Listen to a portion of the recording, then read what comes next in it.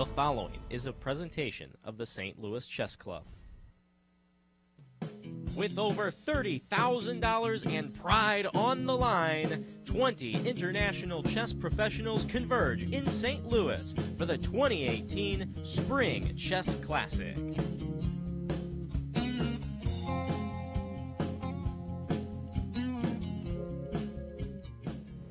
Hello, chess fans, and welcome back to St. Louis for yet another seasonal installment of our Classic event series. This is the second annual Spring Chess Classic. My name is Ben Simon, and I'm joined with International Master Vitaly Neimer for the first time. This is going to be a fun team, isn't it? Oh, yeah, definitely. High five.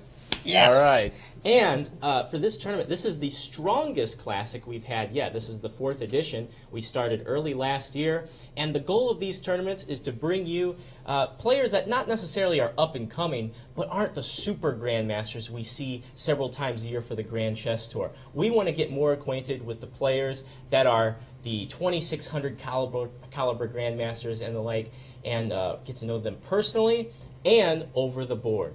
So let's take a look at the roster in our top group. We call it Group A. You can call it the Masters, whatever you want to call it. And we have a real international crowd here, Vitaly. Okay, so let's see. So on board number 1, so we have position number 1, Grandmaster Alexander Onishuk from the United States. Then we have Lazaro Brazon from Cuba, Sam Shanklin from USA, Alexander Ipatov from Turkey, Darius Village from Poland, Surya Ganguly from India, Virginia Coben, Jeffrey Zhang, Yaroslav Zheribuch from the USA, and Romain Edward from France. 6 countries represented, truly an international field. Definitely. Those ratings you saw there, those are their FIDE ratings coming in, the March supplement.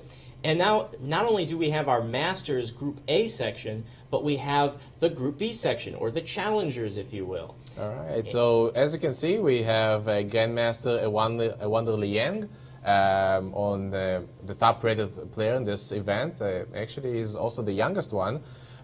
We have Alexander Fier from Brazil, Semil Kan Ali Marandi from Turkey, which goes by the nickname JJ. Yeah, I understand those C's are pronounced as J's. It's like Jamil John Ali Marandi. That's what I heard. Okay. He's a great guy, though, and a regular here to these kinds of tournaments. Definitely. And then we have Viktor Michalevsky from Israel, Melissa Kachiyan from USA, Priyadarshan Kanapan, India, Akshat Chandra from USA, Evgeny Steinmuk, which goes by Jack from Ukraine, Andrei Gorovets from Belarus, and Aaron Gribinsky from USA. And interesting to note, Aaron Gribinsky, there you saw him there at the bottom, he doesn't have a FIDE title, and he actually wasn't originally supposed to be in this tournament. Oh, wow. The people who were on our website, uschesschamps.com, may have noticed that Grandmaster James Tarjan, the chess librarian himself, was scheduled to be here. Unfortunately, he is unable to play, and so we have one of our local favorites, Aaron Gribinsky, the USCF National Master. Yeah, and I think that actually he has most of his norms for IM. He just needs the rating. And I'm not 100% sure because we just glanced at that field, but he probably could. He has the capability. Probably, yeah, with so many international players, yes. All right, and this round started. Each round starts earlier on in the day. We're having an abbreviated commentary session. Today's round started at 1 p.m., as it does most days. So we're a few rounds into it. We have one game that's already finished. But let's take a look at the pairings for our top section. This is going on right now on uschesschamps.com and Chess24. All right, so on board number one, we have Varuzhan Akobian versus Darius Sverich. Then board number three, we have Grandmaster Romain Edward versus Syria Ganguly. Grandmaster Alex Onishuk is playing against Grandmaster Alexander Ipatov, and Grandmaster Yaro Jerebuch is playing versus Jeffrey Zhang.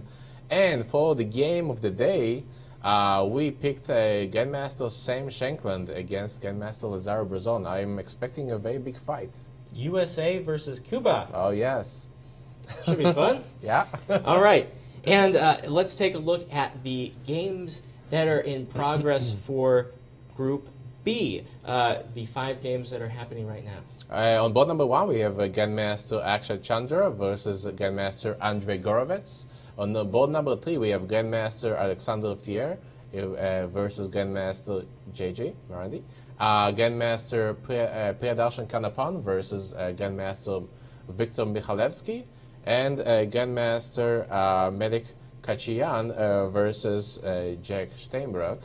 And for the game of the day, Group B, we have National Master Aaron Gribinsky versus Grandmaster Ewanda Liang.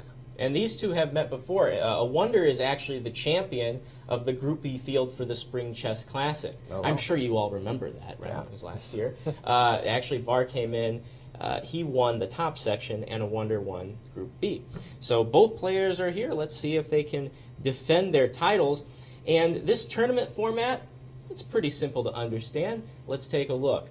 This is going to be 9 rounds, 10-player round robins. We have the A and the B fields, as we said.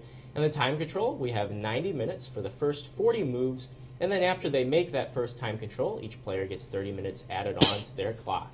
And then there is a 30-second increment from move 1. So if you use your time wisely, you won't flag, as they say. And Vitaly, this is the time control that they use in the U.S. Championship and a lot of big events. These rounds could go a long time. Yeah, definitely. I mean, it gives them a lot of time to think about their chess moves, and probably each game can last for 5, maybe 6 hours. So stay tuned with us. Yeah, who knows how long we're going to be on with this show. Exactly. We're going to bring this baby to you, that's for sure. Now, the last time we were with you was with the Norm Congress, and the players were fighting, scratching, clawing for their norms, and prize money was on the side. Well, this time, the prize fund is significantly bigger because it's not just a norm tournament. This is a stronger tournament. Let's take a look at Group A's prizes and see what the players are going to try to take home. All right, so the winner of the Group A will take with himself $6,000. Not too bad. Second place is going to take $4,000. Then we have the third place with $3,000. Then $2,000 for fourth place. And fifth place and sixth place are going to take $1,500. And places 7 till 10 are going to leave with $1,000. with a total prize fund of $22,000. Not too bad. And Group B isn't far behind. Let's take a look at Group B's prize fund. 14 grand up for stake. How does it break down, Vitaly? So the winner is going to take home $4,000. The second place is $2,500. Then we have $2,000 for the third place. Fourth place is going to take $1,500. Place number 5, we have $1,000, and then we have $800, $600 for places 7, 8, and the last 2 places are going to take $500. So, I mean, even if you get the last place, you're going to still get some money. I mean, not too bad. Not a bad deal. Yeah. No, you're not losing any money coming to St. Louis. Oh yeah, definitely. For one of these invitational events. Well, now that we have all the formalities out of the way, let's take a look at our game of the day in the top section, Vitaly. I know there is one game in Group B that's over. We'll get to that, but let's go with the live stuff first. Sam Shanklin and Lazaro Brazon. All right, so let's look at their games. So far, the game is heating up. We have Brazon playing with black and Sam Shanklin is playing with the white pieces. As you can see, it's pretty messy. It's pretty messy. So so let's see how did the game started. So we have e4. We have the Sicilian. Usually people who want to play for a win and for a sharp position, they choose the Sicilian. Knight f3 is the main move to play against it, obviously, and then e6. So we won't be seeing any main lines like the knight or for the dragon. So we're going to look at the Paulsen. d4 is the main line. Knight takes d4. Knight c6, coming out with his knight. Knight c3. So far, it's pretty much the general theory that we have. Queen c7 is being played. Black has some ideas to play bishop to b4, and then putting some pressure on this c3 knight. f4. Wow, this move is very aggressive, taking some extra space on the king side. On the other hand, this move, I gotta warn our viewers that it is exposing the king sometimes. I mean, this diagonal a7 g1. So you wouldn't play this, huh? Yeah, probably not. Maybe not in the first round, unless I would come with a very fighting spirit. We don't have one of those awards for this event, unfortunately. So let's see. So f4 was played in the game. Knight takes d4. Queen takes d4. And now a6. So this move a6, it's kind of transposing to the Khan defense style of an opening. Probably in order to prevent white trying to play knight to b5 and then attacking the queen on c7. a4. This move a4 is intended to prevent black from playing b5. Sometimes white is trying to play a5 himself. So a very interesting pawn game by Sam Shanklin. Do you think maybe it's somehow connected to his new book? Oh, it's so funny that you say that, Vitaly, because I have a book right next to me here. Oh, wow. Let's take a look at this book. Oh, this is Sam Shanklin's new book. I don't know if you've seen it. Small Steps to Giant Improvement. Master Pawn Playing Chess. Admittedly, haven't read it yet, but Tony Rich highly recommends it. And Sam is here. Maybe we can get this signed a little bit later on. Oh, yeah, definitely. I'm getting a copy for sure. Yeah.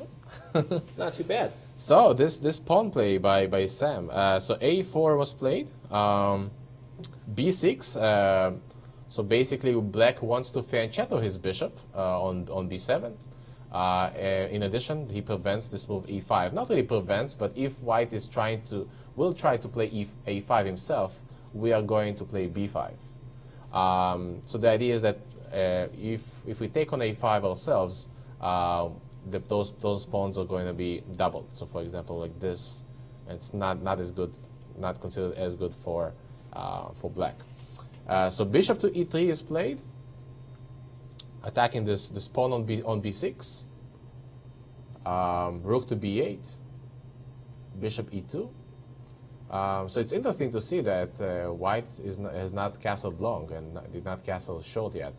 and he's still deciding what to do in the Well, I game. mean, he's not too late in making that decision yet, right? Right. I mean, look at Black's pieces. I mean, they are still on. All of his other pieces did not even move. The bishop on c8, bishop on f8. But usually in the Sicilian, Black can allow that, basically delaying the development of the pieces. So let's see what happened next. Knight to e7. Very interesting square for the knight. At first, it looks like the knight is not going to stand there too good. But the idea is probably to put the knight on c6 and then attacking the queen on d4. Now, the problem, usually we would like to put our knight on f6. But the knight on f6 is going to get attacked pretty soon. Probably something like e5. And unfortunately, we will have to get it back. So knight e7 was played. Castle short. By the way, white castles now when black cannot play bishop c5, so this diagonal is completely safe.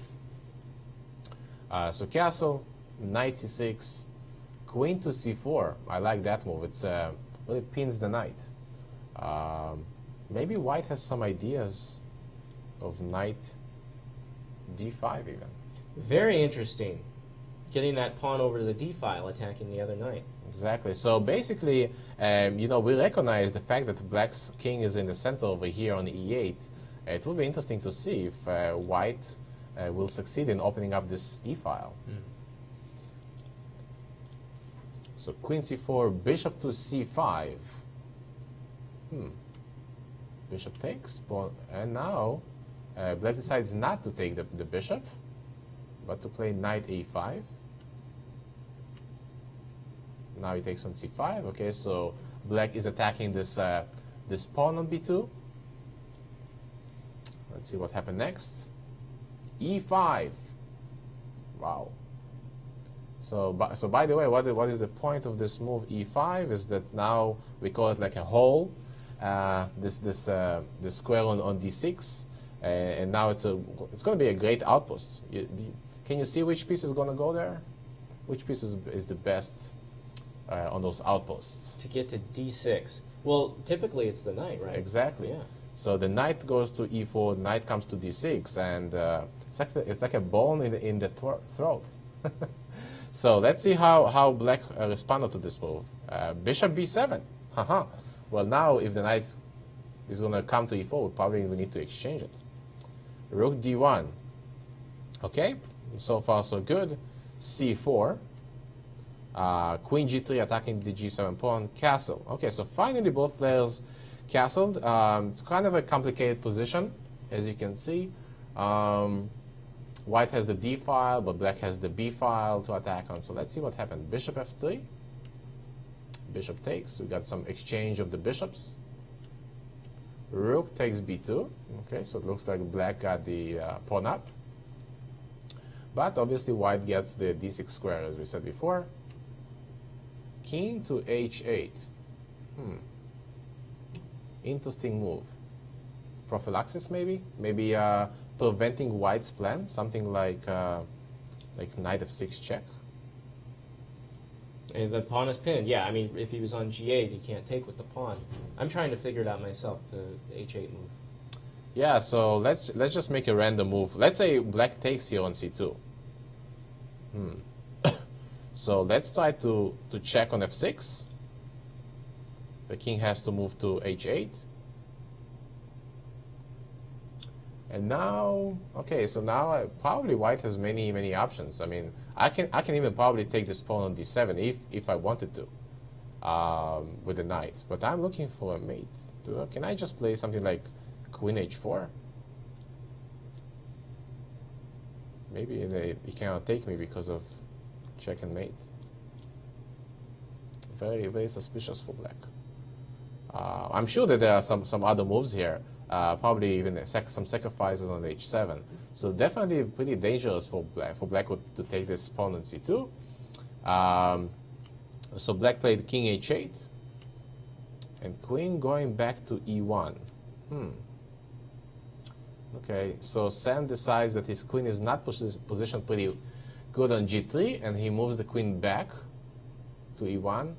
I gotta confess, I don't like, in chess I don't like backward moves with the pieces. Because he basically just threw away a couple moves, right? Yeah. But let's see. So queen e1, rook f2 b8. So far, somehow I like black's position maybe slightly better. Although white has the more active pieces, but I think that it might not be enough. So knight g5 was played, king back to g8, and here we are. So this is our position as of now. Yeah, probably it's pretty equal, but I think that white is the one who needs to find a solution. He needs to prove that his pawn sacrifice was valid, right? So right now we have a pawn down for Sam, but on the other hand, Sam has more time. So Sam has 20 minutes on the clock, and Lazaro has 13 minutes. Yeah, which move is that, by the way? So this is move number 22, and we said they get another half an hour, right, on move number 40. But we have 18 moves until move number 40. That's a little while to go. Yeah. So it's pretty much like a minute per move, right? They have left here. So yeah, maybe I wonder if we are going to see some kind of a queen h4 back to try to attack this pawn on h7, or maybe some kind of a rook h3 attacking this pawn on h7. Could he stomach moving back to h4 with the queen? Yeah, that's a difficult move to make. You know, it's coming backwards and forward. Queen h4 is an interesting move actually, but I wonder if black can just play h6.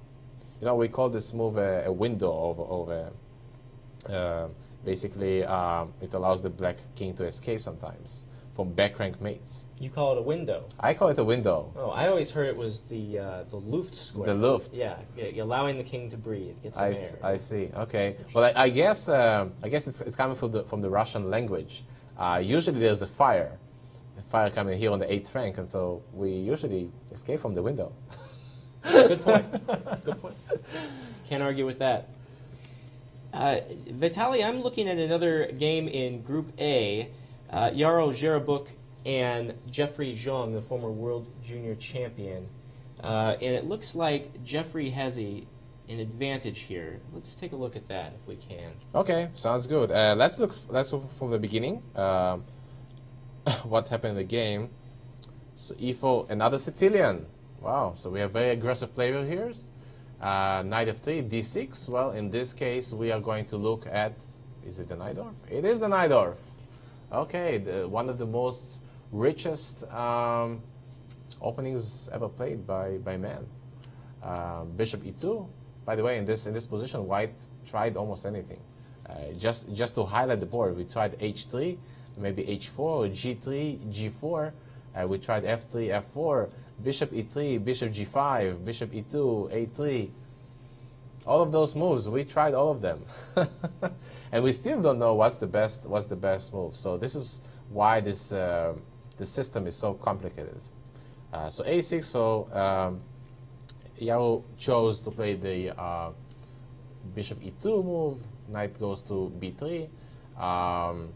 So e5 it's a very committal move, because once black pushes this pawn to e5, basically he creates this outpost on d5 against this weakness, as well as the d6 pawn is a backward pawn on d6. So this is kind of the idea for white. White is probably going to try to attack the d6 pawn or put one of his knights on d5. Bishop e7 was played, castle, bishop e3, bishop e6, a4. So we see this move a4 in this game again. Knight bd7, queen d2, a5. Basically, white is getting some space on the queen side. Bishop to f3. This is actually a pretty interesting moment. For example, white does not want to play here f4, although he can. It looks like we are going to capture the bishop on e6, but in this case, black can probably just take on f4, and basically releasing black's pieces, maybe something like knight e5 or knight c5, and white gets this isolated pawn on e4. So this was not played. So bishop f3 instead. h6. Knight to c1. You know my opinion about those moves, huh? Well, you don't like them. I know already. Backward moves. But, I mean, to his defense, to Yao's defense, I mean, this knight is, it's a bit passive, I guess. So if you can see, he cannot go to c5. The c5 square is blocked. d4 also blocked. We can leave him on b3 to defend the a5 pawn if he wanted to. But again, if it would be up to me, I always say just keep your development. So obviously the worst piece in the position, in your opinion, what was the worst piece in the position for white? There's one guy that doesn't do anything. Thank you for the visual assistance. I'm like, oh, it's like a game show here. I'm not feeling a lot with the bishop on f3. That's true. The bishop is not doing much, but remember, we have to get control over the d5 square, just in case. And so black sometimes will try to push d5. So we want to overprotect this square on d5. Now, in my opinion, well, also we just played bishop f3, so. Well, I mean, you're right. The bishop here is not doing much, but where else would we put it, right? So in my opinion, maybe this rook on f1, I would just put it somewhere here on d1, and just to put some more pressure on the d6 pawn. So let's see what happens. So instead, knight to c1 was played. Let's see where this knight is going to. Going for a walk. Knight h7. Okay, you go backwards, I go backwards. g3. Okay. Knight to d3. Wow, everybody is moving the knight backwards. Okay. Okay, so we see some queen exchanges. Rook fd1. So far the position is probably pretty equal. Nothing much is going on. The bishop went to g2. Knight g4. Knight g5. I really like this move because now the knight is suddenly overlooks all those squares on h3, knight f3 check. Really the knight is feeling very jumpy over here. c3 was played. Okay. Rook fd8. Somehow in this position I like black more and more. I mean, I like to compare pieces sometimes. Now, if you see, so white's rook on d1 is probably the best in the position. He attacks the d6 pawn. Black's rook is just defending the d6 pawn. But look at all his other pieces. I mean, we have the two knights here on e2 and e1, not doing much. This bishop is kind of stuck upon this pawn on e4.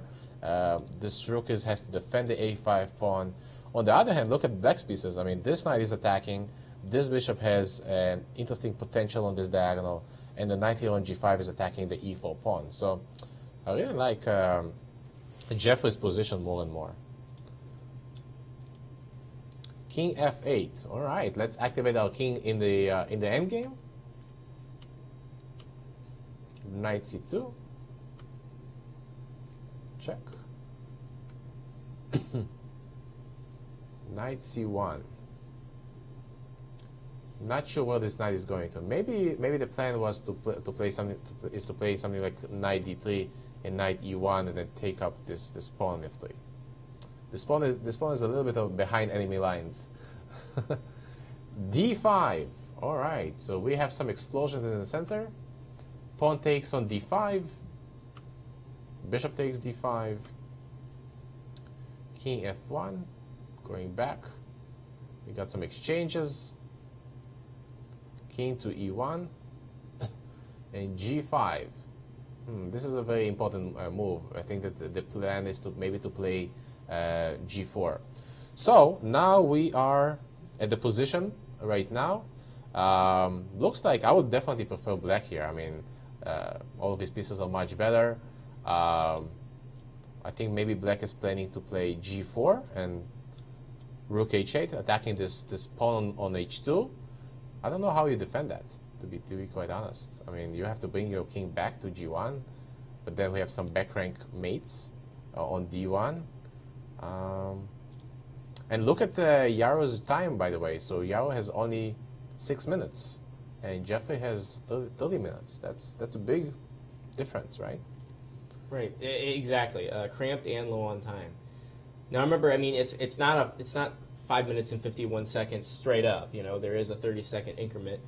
You will gain 30 seconds with each move, but still quite the significant advantage for Jeffrey Zhang right now. Yeah, I would, if it would be my bet, I would just probably g4, and even if white tries to play something like knight e3, attacking this pawn, well, I can just play f5, and oh boy, those pawns are coming, and you know the rook can even swing to h8, and I mean you will have to put your knight on f1 to defend this pawn. That's not a good sign. Now the knights, by the way, took the bishop's spots. Knight on f will be on f1, and knight is going to be on c1. So yeah, I'll put my money on Jeffrey. It looks like. Of course, he's just joking. We're not gambling. All right, so let's take a look at some Group B action. What do you say, Vitaly? All right, let's look at Group B, and let's start with our game of the day, which is a wonder, Liang against Gribinsky. So let's see from the beginning what happened. It looks pretty equal. Knight f3, knight f6, g3. Okay, so we have both opponents of fianchetto in their bishops. c4, kind of transposing to the ready English defense.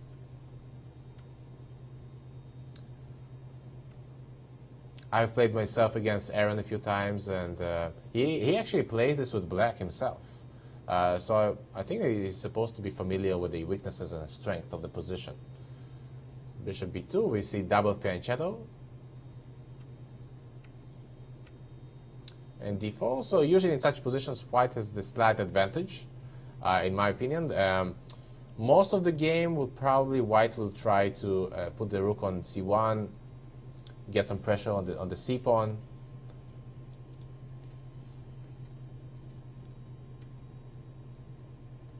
Bishop to f8, e3, rook c8, and knight to e5. An interesting idea. So let's see, why can't black... Probably taking the knight will be a little bit too dangerous for black, because rook takes, and this bishop just aligned in front of the rook, but I cannot see immediately how can we get advantage of it. Maybe knight b5, because if I take on d5, well, the rook can just take on d5, and we probably get 2 pieces for a rook, which is better. So I'm not sure why black did not take on e5. Maybe white can play something like knight to b5, and then take the a7 pawn. Well, you know, if I compare the e pawns, the central pawn with the a pawn, the e pawn always wins. Right. So it's interesting. So black played this move c6, a little bit more passive. I don't like this move so much for black. It's very defensive in my opinion, but it also blocks the bishop on b7. But let's see, white took on d7. Okay. I wonder why he did this. You know, in chess, time is very important, just like in life.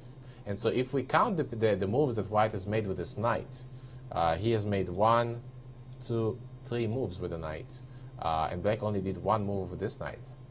So technically, white is giving up 2 full moves, tempos.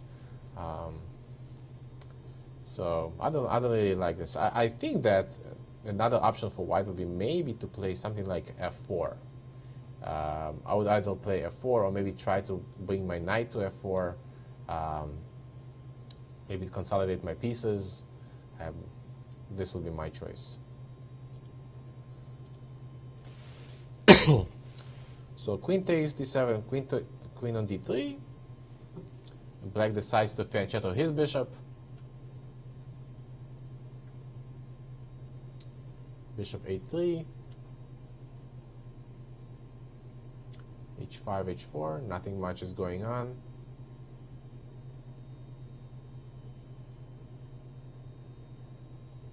Looks like they are just repeating some moves. And e4.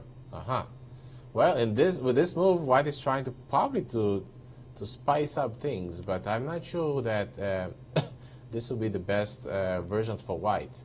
So basically, after Black played this move, bishop to c8, now the bishop wants to come to f5. So this is probably why Aaron chose to play this move, e4.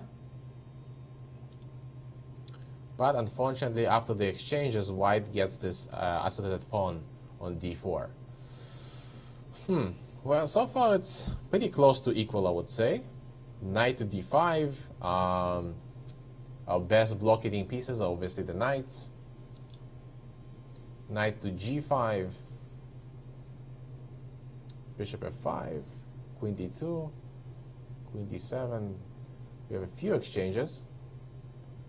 Bishop f8. Okay, interesting.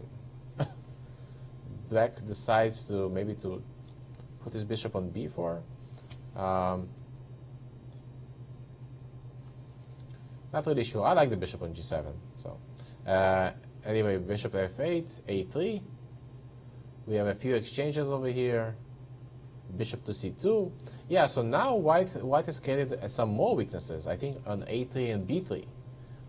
And look at those bishops. They are just aligned to attack them. Yeah, I really like Black's position a little bit more. b4. Queen e7. Do we have a queen exchange? Yes, we do have a queen exchange. And knight to f3. Okay, so yeah, it's pretty equal position. I would probably say that Black has a little bit of an advantage, again, because of this isolated pawn. As you know, in the chess game, we have what we call, when we assess the position, we have what we call a pawn chain. Pawn chains. So if we count the pawn chains that White has, this is one pawn chain, and the default pawn is the second one. We have b4, a3, so we have 3 pawn chains in this position. On the other hand, Black has only 2 pawn chains.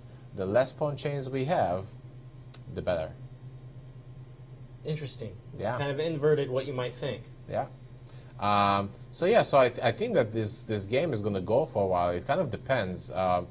I think this position, Black can probably try to make White suffer for quite a while. Although a wonder has less time. He has only 8 minutes. Aaron has 21 minutes. So it kind of depends, I guess.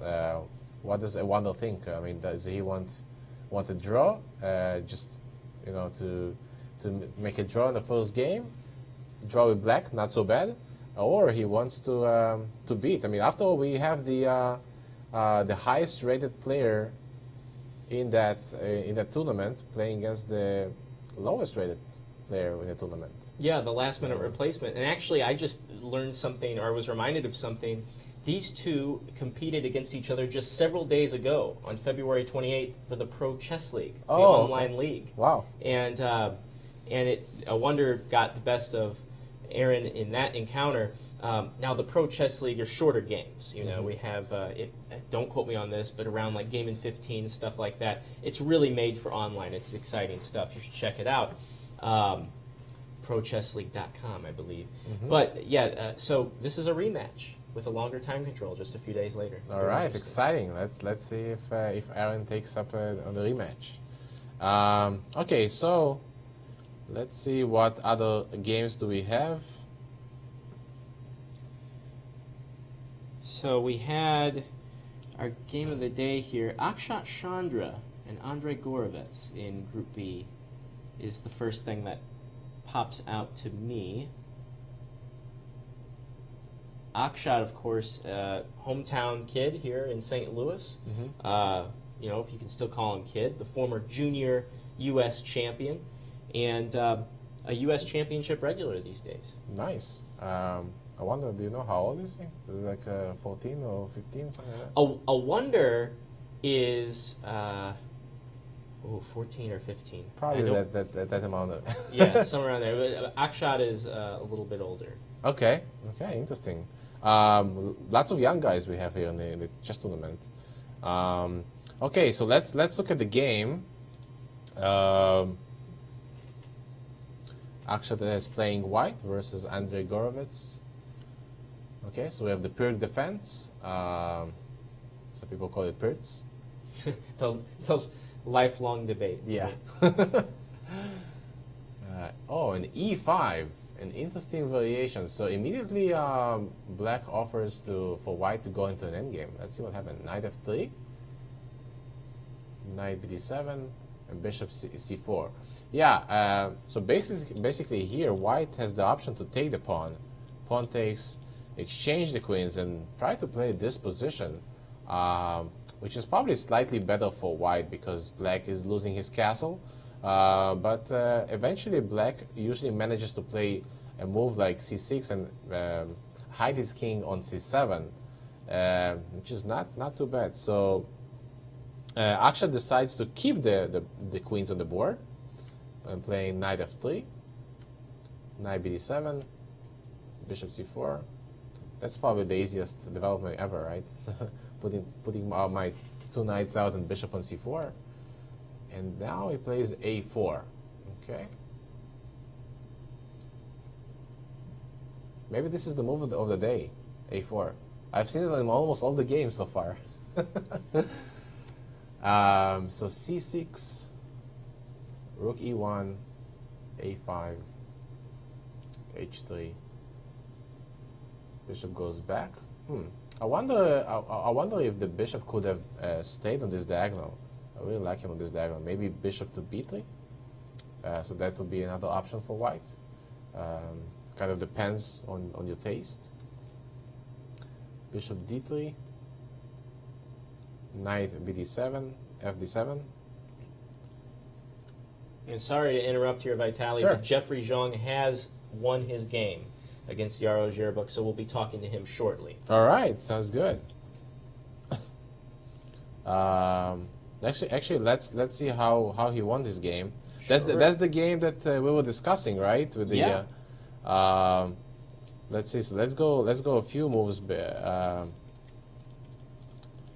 So I think that we stopped in this position after rook a4, and he did play g4. Yeah, and 93, exactly as we predicted, and then f5. Yeah, and h4. Okay, well that's a huge gamble. I mean, but what else to do with white? If white plays, I mean, it's really difficult to find any moves for white.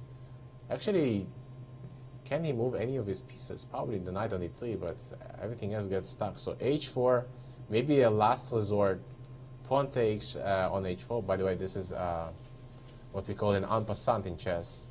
And rook to h4 tries to get that rook, that pawn. King f7. Hands another pawn. b6. And that's pretty much it. The game is over. I guess white just has no moves. Interesting. Will be very interesting to discuss this with Jeffrey today. Indeed, it will be. We'll have him here in just a moment. Where were we at with the last game here? I just want to go back to that just for a second here, Vitaly. Let's see. So, Andrei Golovets against Akshat Chandra. Yes. All right. Let's just jump to the end position. We have a time pressure. By the way, 10 minutes. So we're in time pressure right now. 6 minutes to Andrei. As far as I count the pieces, white is just a pawn up. Right, we have this healthy pawn on c2. I mean, it's a long way for white to win because the overall idea in such positions is to somehow to create a passed pawn. Right now, white has no passed pawns, But on the other hand, black also has this very weak pawn on b6. Yeah, so probably white has good chances to decide this game.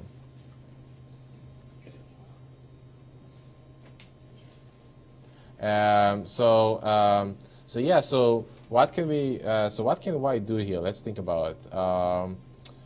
Rook d6 is an option. Queen d6 is an option. How do we get to this pawn on b6?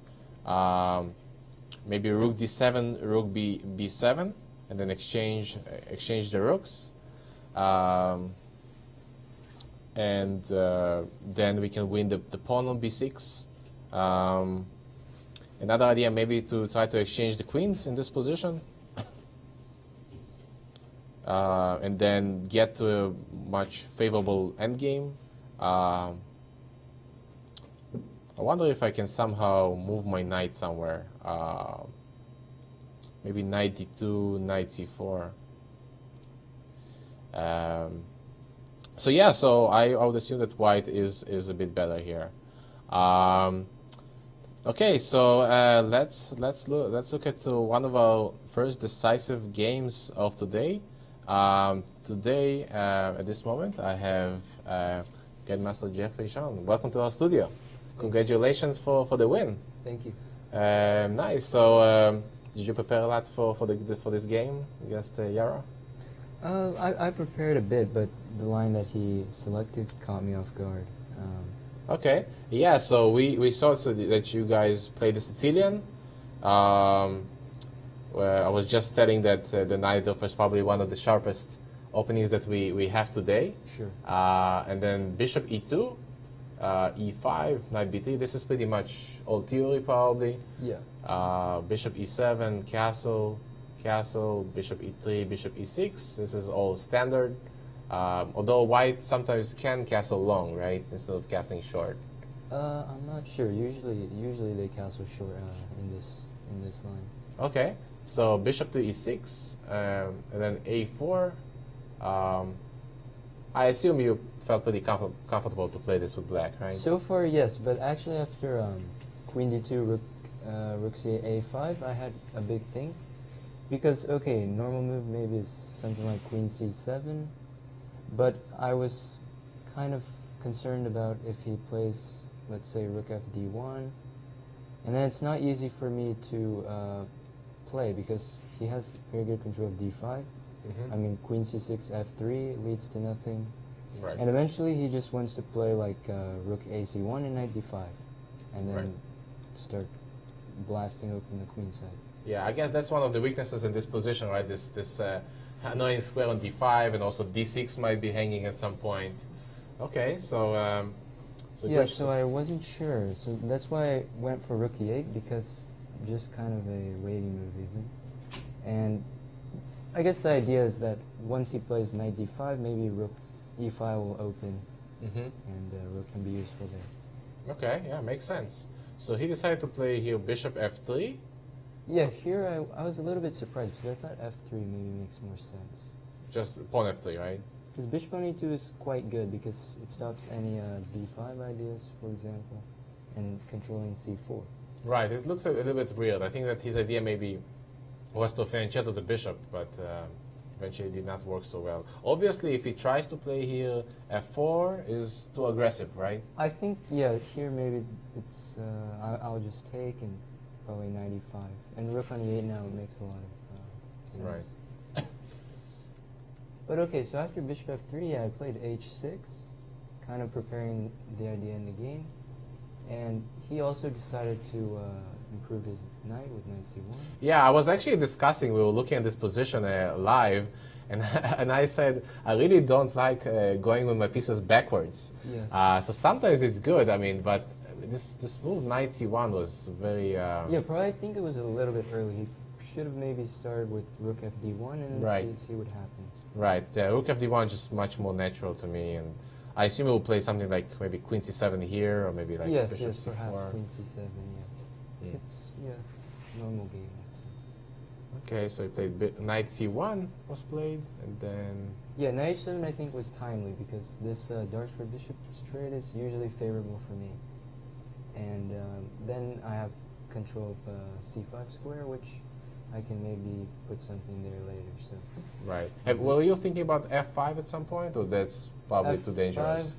Yeah, it's probably too much because his bishop on f3 is doing nothing, so I don't see why I should open it. Exactly. Okay. So g3, weakening the bishop on f3 a bit. No, I think maybe that's the move who that got you the point. No, g3 and weakening the white squares.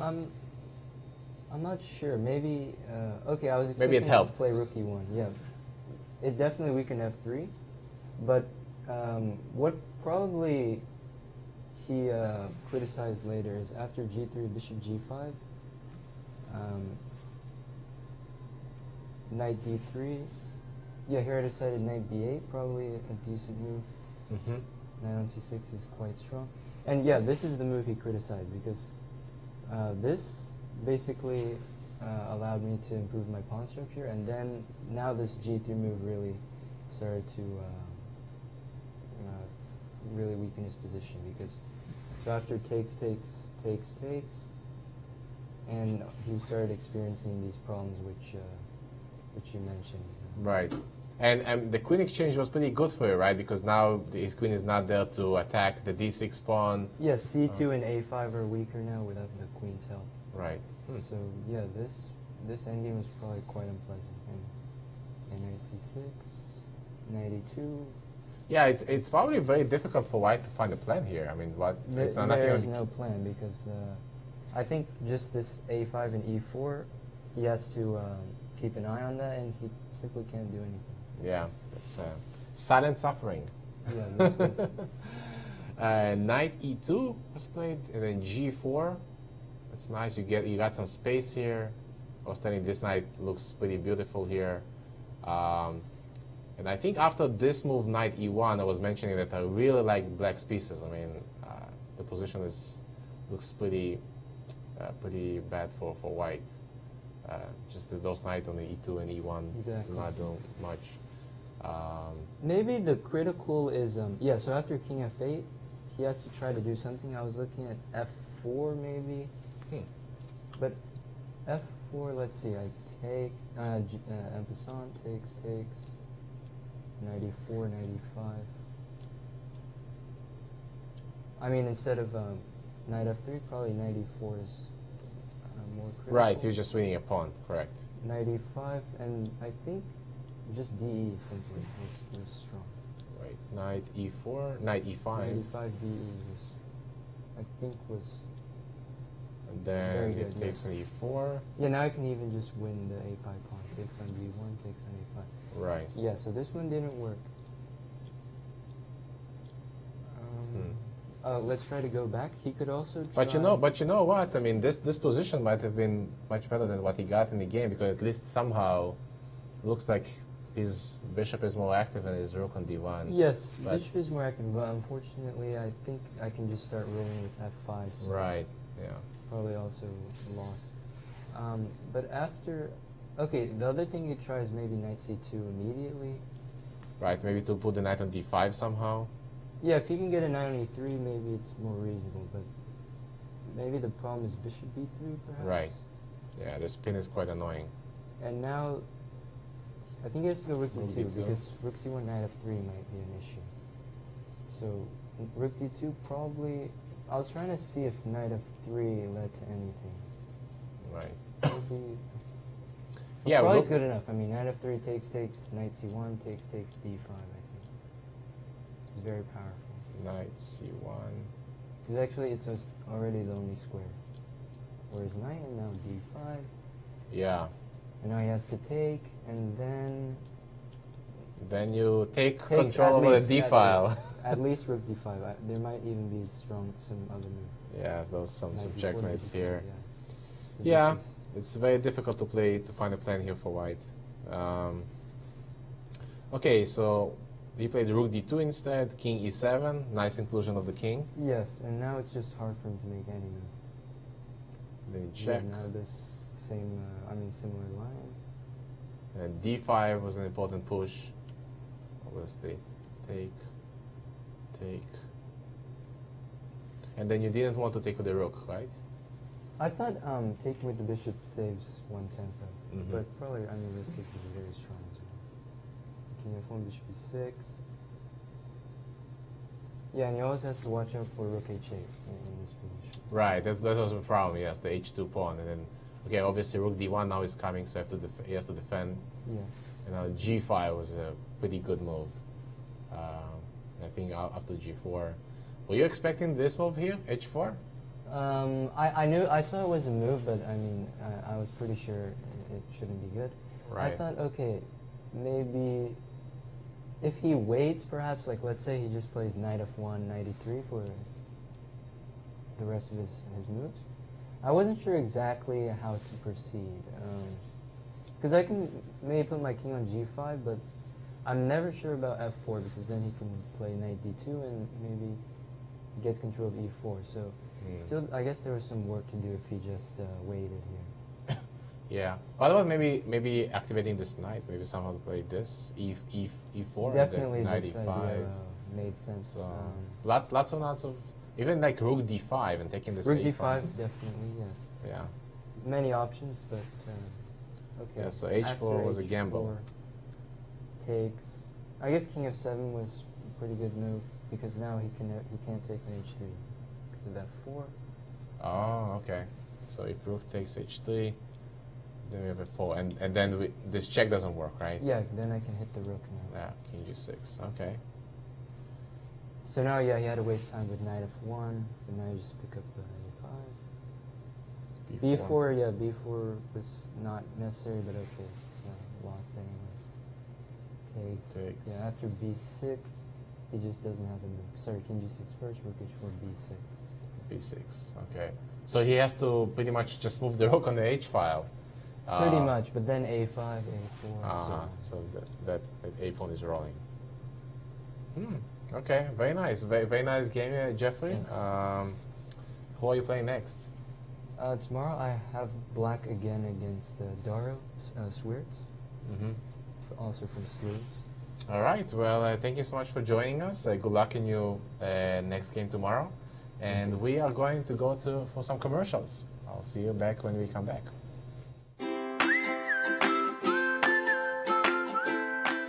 A question on Twitter from Damas. I should not have pronounced that. That was a bit of a trap, yeah? For those of you who are new to chess, it might look like ba3 is an illegal move here, because white advances pawn 2 squares, not 1. But it's still something we call en passant. And you can do that, but you have to do it instantly. You can't wait for a move, like let's say play king e7, king g2. But now try, because I'm gonna do it. I'm sorry. This is too funny for words. This is a software glitch? I'm pretty sure there's not a lot. Lawrence. Hello, Lawrence. Yeah, I'll play 4 against Lawrence. And now he's going to play something against me which we discussed at length during the course of my stay. Yeah, he told me this is excellent. g5, this was what I was kind of hoping for, because now I think e5 is quite strong. No, Lawrence, this is not how chess works. Sadly, it would be much, much more fun if chess actually worked like this. But I don't think it does. Or maybe it does. Well, that's me regretting what I just said. How did I get from there to here is a little bit beyond me. And what's worse, I will never hear the end of it. My quality of life has just gone downhill tremendously because I'm actually sharing the office with the guy.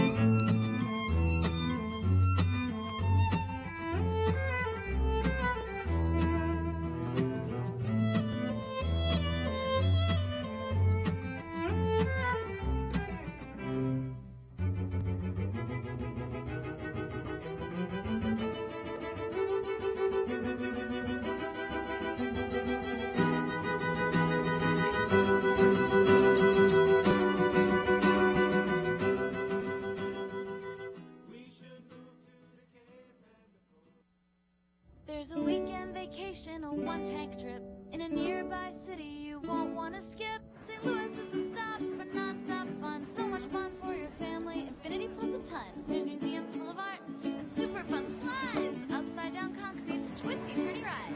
Houses full of magic, some with butterflies. Gardens growing flowers, parks with giant eyes. St. Louis is the stop for non-stop fun. So much fun for your family. Infinity plus a ton.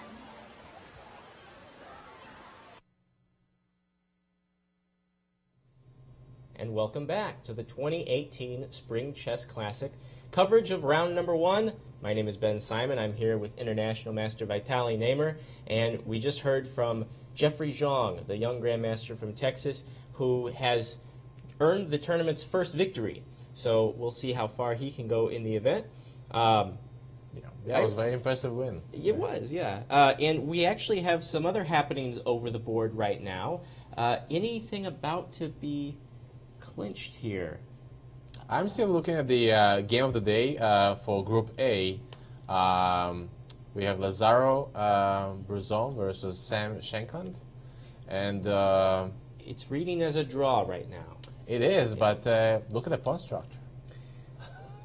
Kind of it's strange. I don't know who is better. It's yeah, it's this knight on a5 was just played by black. Usually we don't like to put the knights on the edge of the board, but I guess you had no choice. You had to defend the c4 pawn. I mean, we see this those pawns, the h pawn. So white has a passer, what we call a pass pawn on h4. Black technically does not have a passer, and also this knight on d6 is quite annoying. And yeah, although the computer, actually it looks like they agreed for a draw. You didn't believe me? No? Oh, okay. Well, I mean, look, sometimes those results, those DGT boards, they put the kings on the wrong squares in the center. That's how you activate. You put them on the white squares for white wins, put them on the black squares, black wins. And sometimes that messes up, you know. Yeah, Disbelieve that I wanted them to keep fighting. See some blood spilled. Yeah, that's over. Sam Shanklin, of course, longtime U.S. championship competitor, has his new book that he will have for sale here in St. Louis. If you're in the Midwest, why not come and see some of these players over the next 9 days? There's no rest day. We're going straight through 9 days, rounds 1 through 9, round-robin tournament. Should be a lot of fun. Oh, yeah, definitely. And by the way, it's pretty exhausting to go without any rest days. I mean, usually in the Sinquefield Cup and World Championship, even then, they get a rest day. But in this one, there is no rest. No rest day. Yeah. And a lot of these tournaments, you don't see rest days. My theory is there's only so many days to play chess in the calendar year. There's no time to rest. Exactly. I don't know, but it's tough, you know. Non-stop chess. Right. So so let's see, the games of the day, Group B, we have.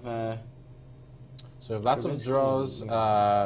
Group A, we have Akobian against Swears. Looks like it's going to end up in a draw as well, although they are both in time pressure, but clinching into move number 40. So it looks pretty equal, although black has better chances because of the bishop, obviously, versus the knight. But once those A pawns and B pawns will be exchanged, it's probably going to be just a draw. What do we have left? Onishuk and Ipatov. We haven't looked at that yet. Right, Onishuk and Ipatov. This is the Alexander match. Yes. Okay. Onishuk himself, a former U.S. champion from before the St. Louis Chess Club days. Right, so it looks like right now that if I count the pieces correctly, so white has a pawn up, and actually white has 2 pawns up. Right, and he's under a check by the rook. The king has to move somewhere, so I probably don't want to move it to d3 because then black can just recapture the pawn on a3 with another check. But where should I go? Well, maybe I can move backwards. Maybe king to c1 or rook to c2. Let's look. We have some moves coming.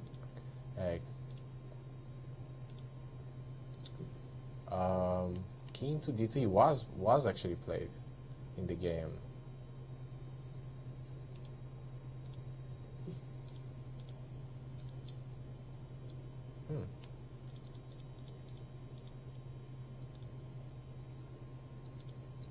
I don't think you have. You may not have the right line here. Yeah. Let's see. Maybe I should refresh my board. Yeah. Let's see this. All right. Now we have the right line. Wow. So lots of things happened in the past few moments. Let's go back a little bit. Now I think I need to refresh my board. So Rook C2 was played in this position. That makes perfect sense. Rook takes C2. Rook takes C2. Still white has a 2 pawns up, so black can recapture the pawn. Yeah. Knight takes on D4. Bishop takes D4. Rook takes D4, and it is white to move. And now looks like on the cameras that Alex Onishuk, nobody's on the board. you know why is that? Why, I mean, is anybody even play there? Yeah. You know why? Because they just passed move number 40, which means yes. We're gonna stay here for a while longer. And just like that, 30 minutes each clunks onto the clocks. Exactly.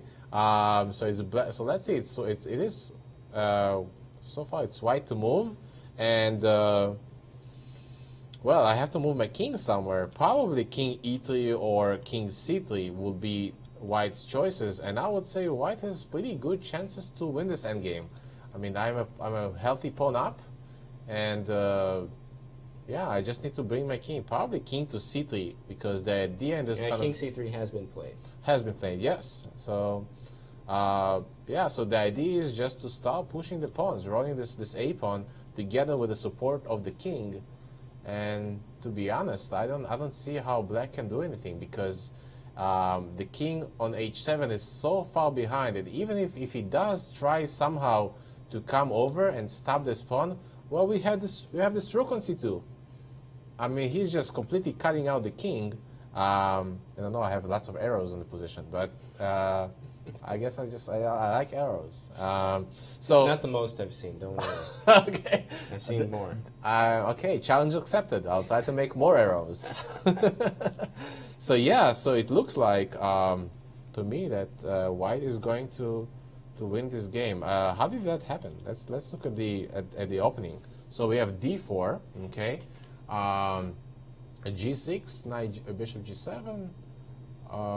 Okay, interesting variation. To be honest, I'm not quite familiar with this setup. Usually what black does here is that he plays something like knight f6, and he goes into the king's India. But black decides to play this move e6 instead. Very interesting. In my opinion, usually black does not want to put his pawns like this. I mean, kind of looks like checkers, I guess. But okay, let's see. Maybe it's a novelty. Knight f3 and then d5. Okay, interesting. e5, and the biggest problem again in this position is that black is going to suffer from those dark squares, in my opinion. So we had knight c6, bishop e2, h6, castle, castle. We have some developing moves. Bishop d3, putting the bishop on e4.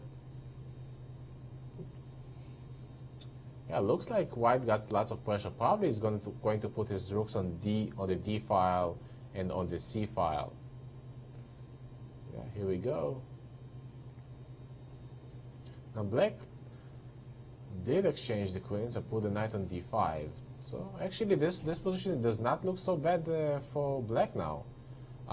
Looks kind of equal, because this knight on the d5 on this outpost, how do I move him out of there? Very strong knight. Rook c6 was played.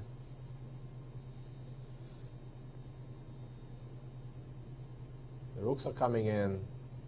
We have some kind of a maneuvers with the rooks. And now rook c2, knight f5. Knight to d3, okay. h5 was played, rook c4.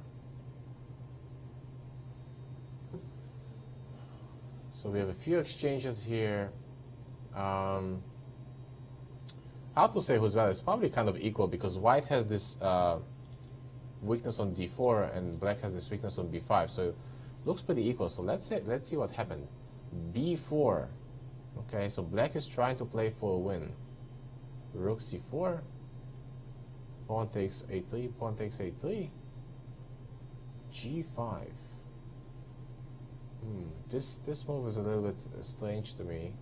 Obviously, white cannot take on G5 because of knight takes D4, and we have this nasty 4 coming in. However,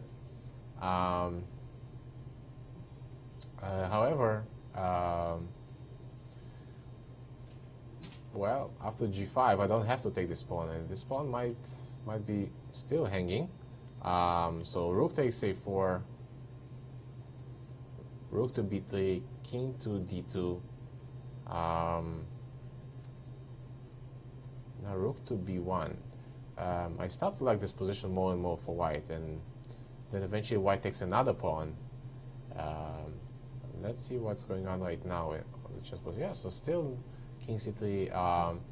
As you can see, Alexander Ipatov does not look so happy. That's not a happy stance. So he's trying to figure out probably how do I save this position. Maybe something like well, I have to try to attack this pawn on E5 with maybe rook E4. But then white can probably just sacrifice the pawn. Well, I have to sacrifice the pawn. There is no way for me to defend the pawn. So maybe you're going to see something like the line, maybe knight, king B3, or let's just put the rook behind the pawn. We always want to put the rooks behind the pawn, by the way, in the chess endgames, especially to support the pawn. So now if it takes, then A4. If it tries to blockade, well, the pawn is just rolling together with the king, and this king again is just too far. I think it's going to be a decisive result in this one. Yeah, I'd say so. It's looking pretty good for Onishuk. And that's the board 5 game in Group A. The only other game going right now in Group A is Akobian and Svirts. Ooh, let's look at this position. Interesting. This is Akshat Chandra against Andrei Gorovets. Oh, Group B, yes, indeed. This is definitely probably not going to be a draw. I mean, well, right now white probably just is going to snap the rook from the board, and lots of queen's endgames they actually end up in a draw because of perpetual checks. But in this case, I mean, black probably needs to take on F2.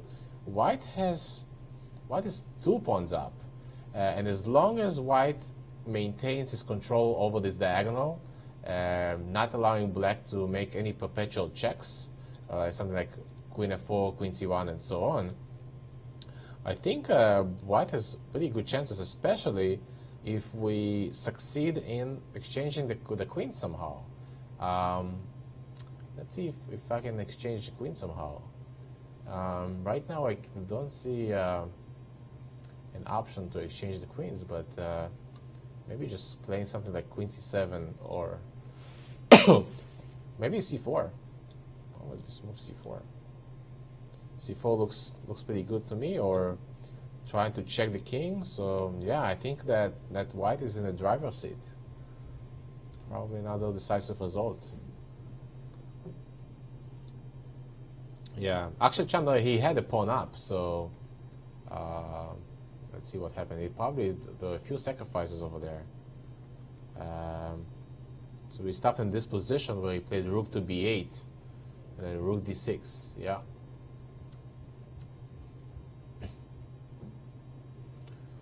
So queen f1, and suddenly the queen has left the king side, and now rook takes e6. Very nice sacrifice.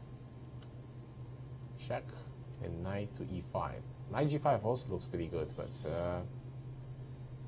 by the way, the threat here after knight e5, so let's say black just makes a random Looking move. at a smothered mate here, huh? Yes. Yes. Good job. Yes. Couldn't wait. Yes, so let's just show our viewers. Let's say I just make a random move, queen b1, and then we have knight f7, king g8. Knight h6. Very good. We have a double check after knight to h6. The king has to go to h8. And then we proceed with a very beautiful queen sacrifice. Queen g8. That's wrapping correct. him up like a sweater. Oh, yeah. And finally, knight comes to f7. That will be a beautiful ending. Well, obviously, black saw that coming, and he played h6 to prevent that. Knight to f7 check.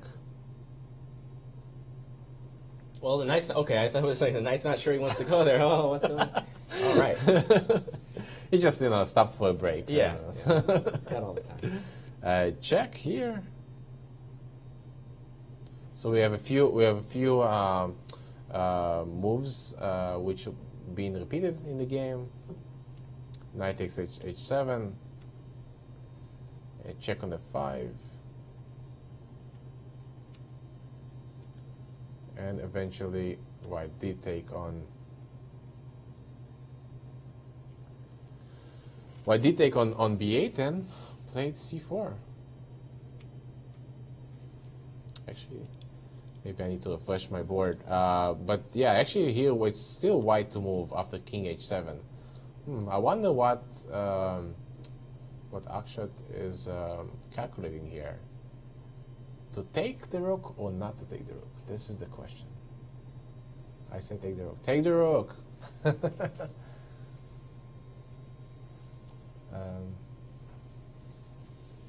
All right. Well, we're going to interview Sam Shanklin here in a few moments.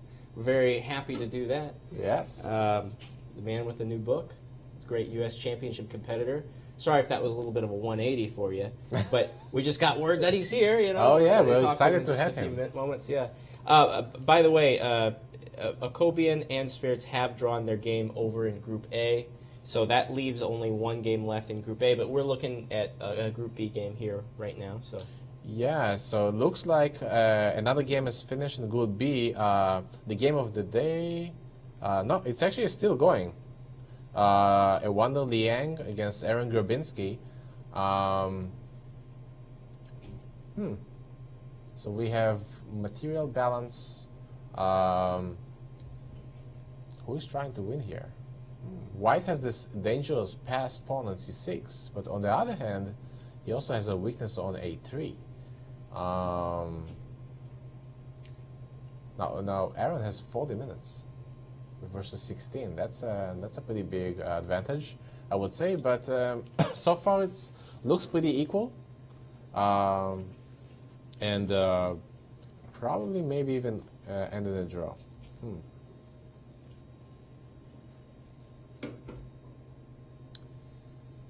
So far, okay. So what else do we have? We have. Oh, that looks like an exciting game. Wow, both kings are naked. No pawns, no defenses. What happened here? Viktor Mikhailevsky versus Priyadarshan. Let's see what happened from the opening. c4. Okay, so we have the English defense. d5. We have g3. And knight takes on c3. Yeah, the other variation would be knight b6. Bishop a3. Interesting. Knight to f3. c5. Queen a4 and queen c7. Castle. Actually, I like White's position here, but yeah. So White got some kind of a advantage. And Black got lots of counterplay. Let's look at the end position. Knight takes e4. Okay, so we reached the 40 moves. Everybody got half an hour. Looks like Black is better. Well, first of all, Black is just a pawn up. For some reason, the White king does not look so safe.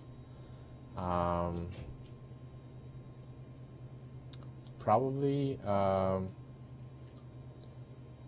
Black has some Black has some chances to move the king, and maybe rook g8. Okay, so now I'm excited to welcome Sam to our studio. Yeah, welcome, pleasure Sam. to see you. How are you? Yeah, me too. Your game was pretty exciting.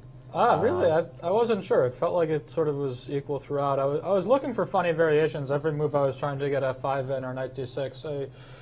I didn't quite make it work. At the beginning, I thought I should be better, and at the end, I thought I should be better, but in the middle, I may have been worse. And right when I thought I should be playing for a win, he offered me a draw. I started thinking, like, wait, I'm not better at all. So Right. I made the draw and lived to fight another day. So Yeah, I think the last the position when you finished the game was even then pretty interesting. really, I thought there was nothing to do. Yeah, it was probably pretty equal, but just the pawn structure looked Right. very Yeah, imbalanced. but he could have played, for instance, knight b3, knight c5, and all the pawns just start getting traded. I have to take on c4, he takes on a4, you get all the pawns just start going. So I didn't really think I had anything to do. But Right. Do you think that you could have improved anywhere? So you yeah, didn't I'm succeed? sure I must have. I remembered I didn't prepare for Taimanov at all today. I was expecting some kind of Berlin or something,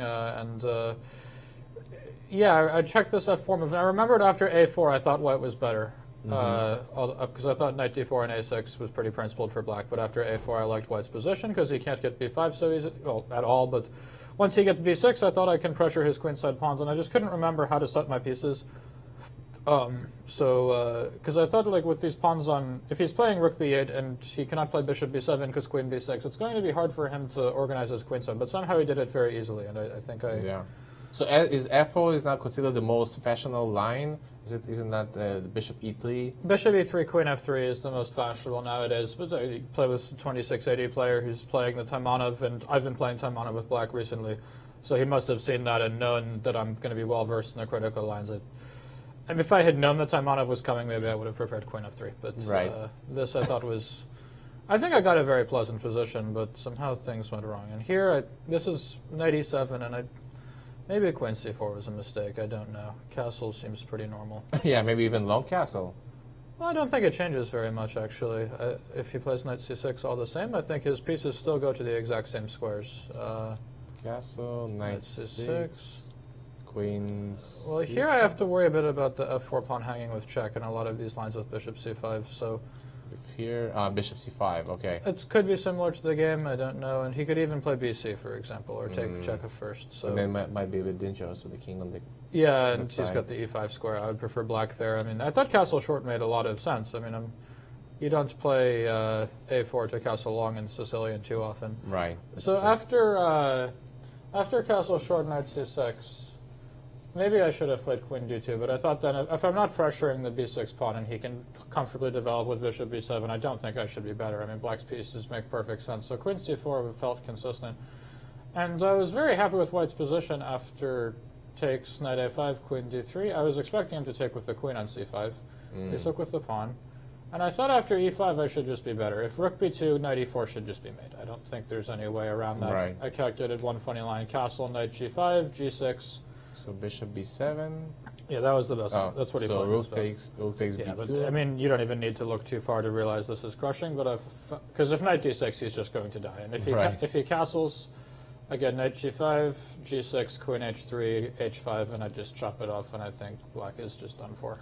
Very nice. So this wasn't wildly difficult calculation, but I was optimistic enough to hope something like this would come. But of course he played bishop b7, which is a much better move, not allowing knight e4.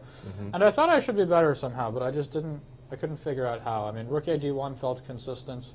Can you try maybe to exchange those bishops? Maybe like Well, bishop I did f3? soon. The problem was bishop f3, he plays c4.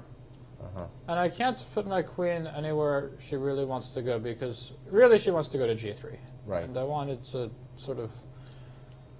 I could play queen e3 here, but for instance, if he takes on f3 now and I play rook f3, he can play queen b6. And my knight on d6, kind of like in the game, is not that impressive if I don't have queens on the board. With Right. queens, I'm just going to mate him. But without, I mean, I thought the endgame black is completely fine, and if he plays queen takes f3, he can even play d5. And I thought that black is not doing so badly. Right. Okay. So I thought that rook d1 made a lot of sense, improving another piece, but c4 is very strong.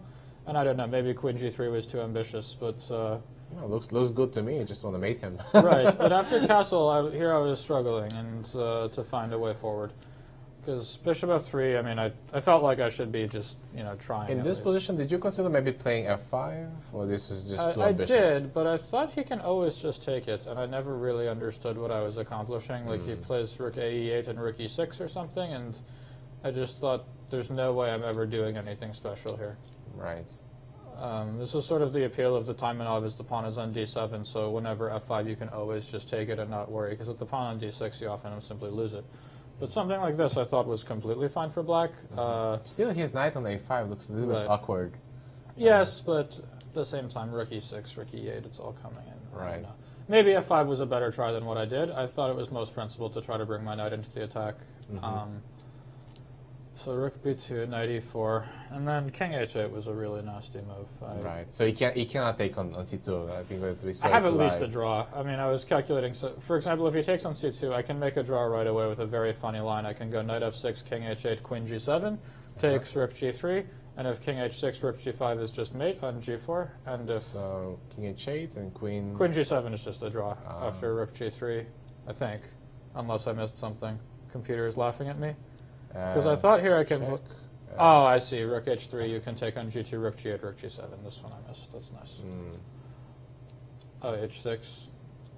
That's... Still looks pretty dangerous for black, to be honest. He's an extra queen. I mean, I don't know. Yeah. But white had plenty of other options apart from this, and I was not... Even if this was a draw, I wasn't planning on making it. I thought I could go queen h4. Queen h4 is what we looked at, yes, during the game. And after h6, I was thinking I could play like rook h3 and prepare queen g5, and there were all sorts of problems black was facing. So I still had to iron out some of the variations, but I felt I'm not risking anything. Of course. But king h8 was quite a nice move.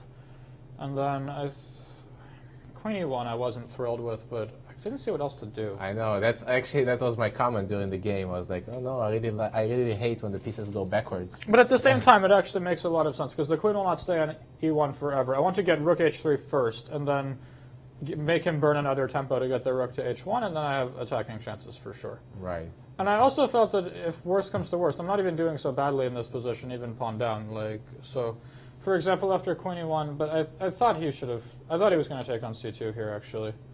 And then after rook h3, queen c6, I think I have to just make a draw with rook h7. I thought it was queen b7, queen c6, something like that. I thought I had to take h7 and make a draw. Yeah, makes sense. I mean, h7 is somehow hanging after knight g5, king e4.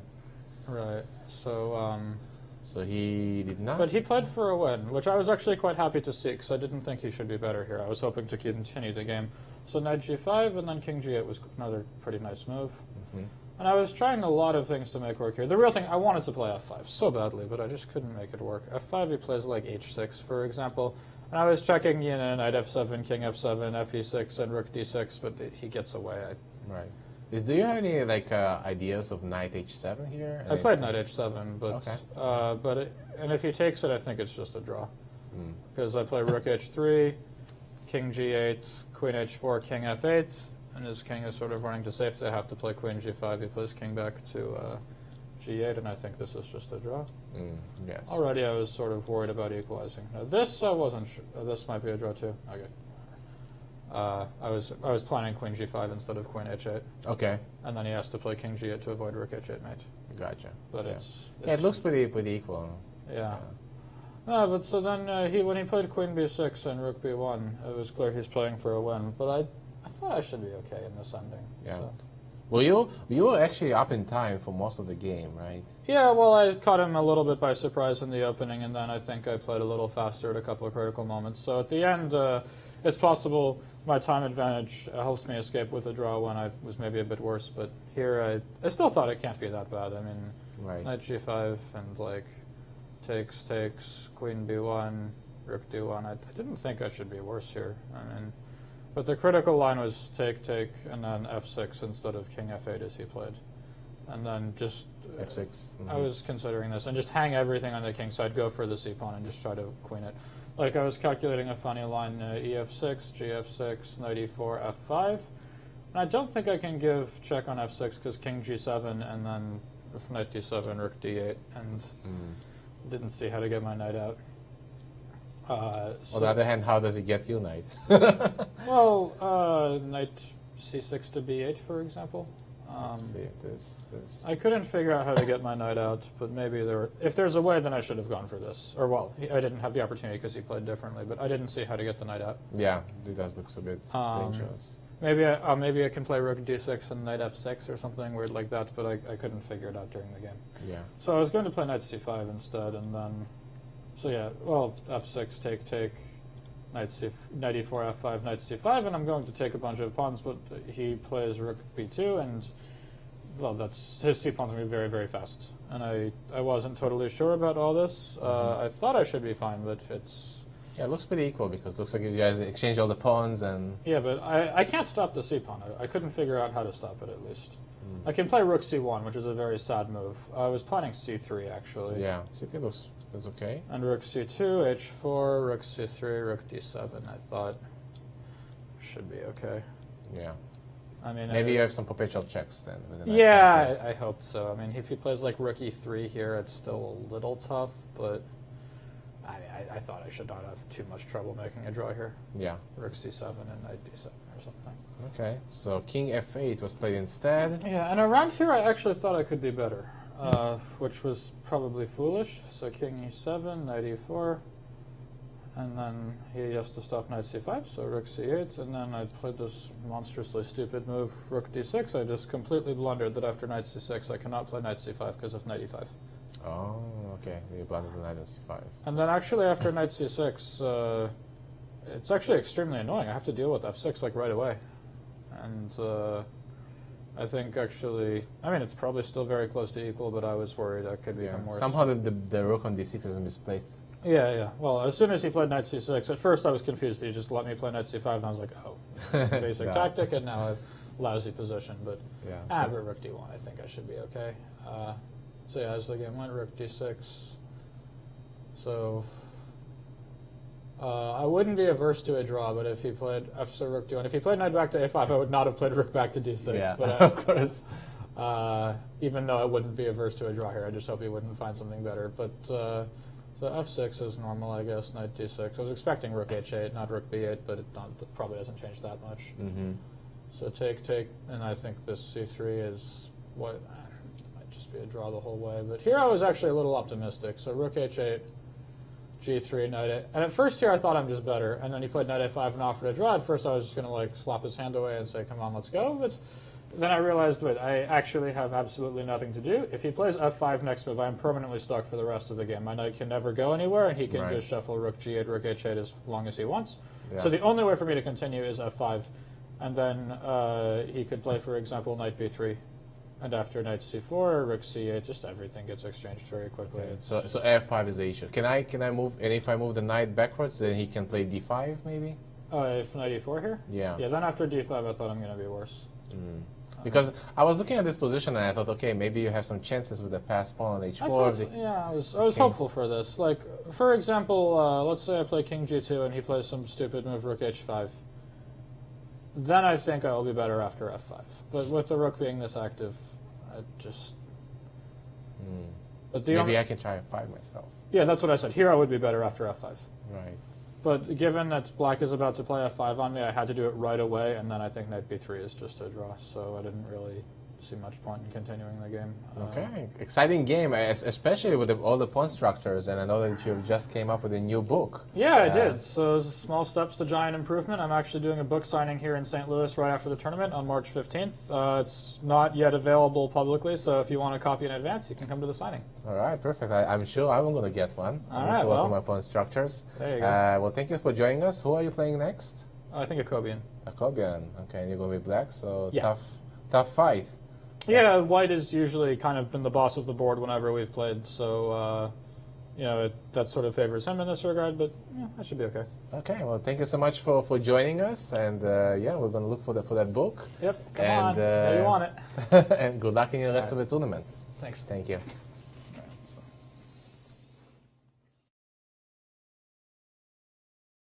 Get back to, let's take a quick commercial break, and please stay tuned with us because we have some more games going on.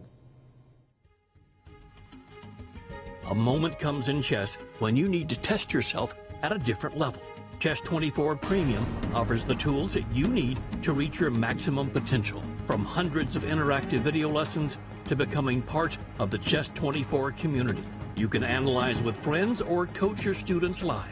You get 24/7 coverage of chess news and events, access to premium analysis and commentary, and the chance to interact with grandmasters and other top players and coaches. Get advice from the best and even challenge them to a battle. Be the best chess player you can be.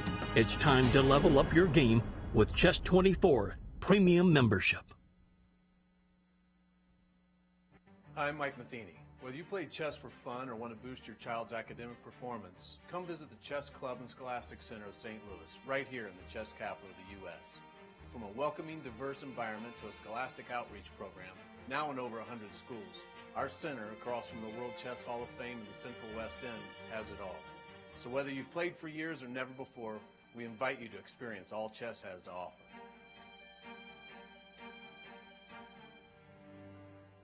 Be surprised, be intrigued, be delighted. The World Chess Hall of Fame in St. Louis is nothing you'd expect and everything you love. 3 galleries highlight the history, culture, and creativity behind the game. Explore chess in ways you never imagined.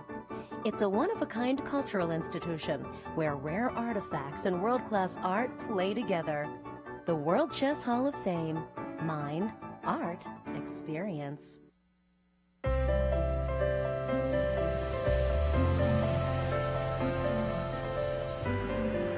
You could fly to Venice or Paris or even Copenhagen. You could fly all over the world. But why? When you could just come to St. Louis. Your trip begins at ExploreStLouis.com.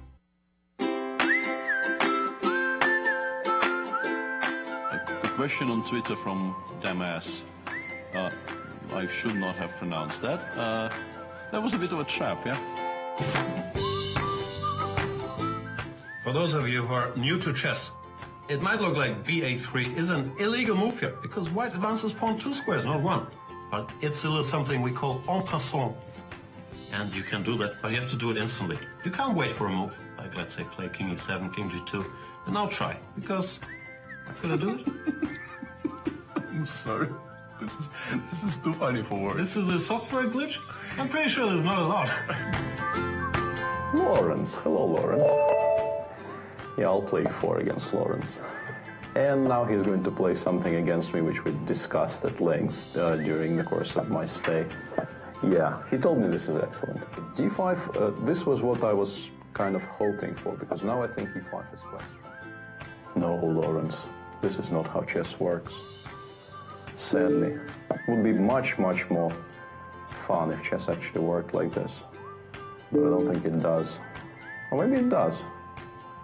Well, that's me regretting what I just said. How did I get from there to here is a little bit beyond me. And what's worse, I will never hear the end of it. My quality of life has just gone downhill tremendously because I'm actually sharing the office with the guy.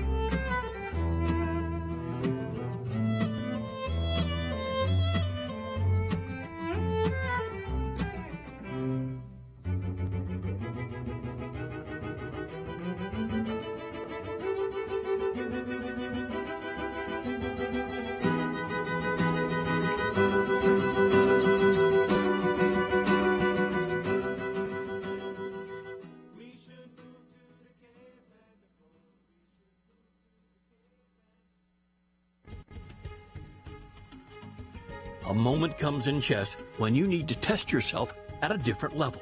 Chess 24 Premium offers the tools that you need to reach your maximum potential. From hundreds of interactive video lessons to becoming part of the Chess 24 community. You can analyze with friends or coach your students live. You get 24/7 coverage of chess news and events, access to premium analysis and commentary, and the chance to interact with grandmasters and other top players and coaches. Get advice from the best and even challenge them to a battle. Be the best chess player you can be. It's time to level up your game with Chess 24 Premium membership. There's a weekend vacation on one tank trip in a nearby city you won't want to skip. St. Louis is the stop for non-stop fun. So much fun for your family. Infinity plus a ton. There's museums full of art and super fun slides. Upside down concretes, twisty turny rides. Houses full of magic, some with butterflies. Gardens growing flowers, parks with giant eyes. St. Louis is the stop for non-stop fun. So much fun for your family. Infinity plus a ton.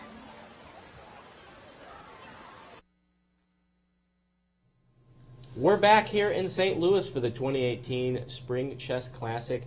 It's coverage of round number 1. My name is Ben Simon, and I'm here with International Master Vitaly Neimer, and we are just having tons of fun. Oh yeah, a blast. I mean, we have so many decisive games today, already two and three decisive games. And still some rounds are not finished. So let's look at some other games that we have here. Let's see. So we have still Aaron Gribinsky is playing with a Wonder Liang. Right. We have 3 games going in Group B. We only have 1 left in Group A, and it looks like Onishuk is just about to wrap it up with Alexander Ipatov. Yeah, let's look at that game. Yeah, we already mentioned that game before. That this pawn on A5 is a very strong pass pawn. White is just a pawn up. The king is just going to walk together with the pawn, and he's going to queen it.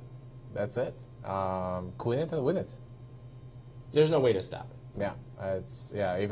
Yeah, pretty much there is no way. So I'm sure that Alexander Ipatov is trying to use all his time to try to figure out if there's any chance for a draw here, but I think it's going to be decisive pretty soon. Another board that has the A-pawn marching up, running up the board wildly is Chandra and Gorovets. Yeah, and we mentioned that before. We had the Queen's End game. Mm-hmm. Yeah, this might end just any moment here. Right. G4. Yeah, just the only question is how do we queen this guy? Just I guess just a few checks. Maybe something like Queen E5. Let's try this. H takes G has been played. Oh, it's possible thing. Okay, so H takes G. King takes. Okay, the only thing I need to find out is how do I check the king and get my pawn rolling. That's a good question. Okay, I have so many checks actually, so almost any check, I guess. Can I just check on D7 here? And doesn't really matter where the king moves, because on each one of those king moves, I always have some kind of a check, and then I just promote the pawn on A8. Yeah, so it looks like pretty decisive for white. Let's see. Let's refresh the board for a moment. Oh, King H4 was played. Wow. He did not take on G4. You know what I'm thinking about? I think that Andre is playing for some kind of a stalemate. Some tricks? Yeah, some tricky. What kind of tricks could we be looking at? Well, for example, let me make this move, Queen F4. Let's see if you can find the best move for black here. And I'm going to give you a hint. The king cannot go anywhere. Oh, well, sack the queen. Yes, exactly. Very good. Queen takes G2. And we're in a stalemate. That's a nice little trick. Yeah. So the only question is Akshat going to play Queen A4? I don't think so. I mean, he has so many options here how to win. Probably, checks would secure the win. Probably. Oh, actually, you can just, to get the king in check on h4 and control the a8 square. I mean, I can just check on d8, and if you take on g4, I can probably. He's got to. Yeah, you can probably just queen, and there is no stalemate anymore, my friend. That's pretty much it. It's probably gonna be over in pretty soon. Let's see what's going on in the game of the day in Group B. Gribinsky and a wonder.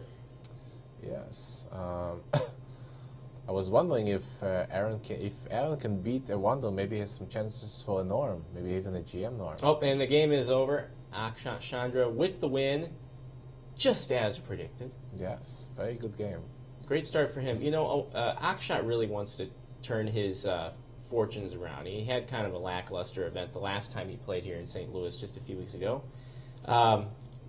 So this is a good start for him, definitely. Nice. With the white pieces, beating Andrei Gorovets, a very strong player. Who do we have left? Viktor Michalevsky versus Priyadarshan Kanapan, PD. His nickname is that what he goes by? Yeah, PD. I never knew that. Yeah. I guess he's like really professional around here. Okay. Yeah. PD. Okay. I don't know him that much to call him PD. Yeah, we used to go to the same school, so we are kind of very good friends. Webster. Yes. He's still there. I already graduated, so yeah. So looks like. Let's see. Now looks like the tables have turned. We left somewhere when both of the kings were exposed, somewhere in this position. Okay, and then black decided to exchange the queens. That is very unusual.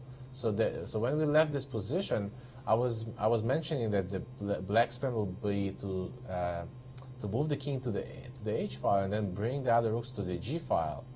So queen g2 check. I wonder why he didn't move. Well, if king h8, then maybe bishop d4 check.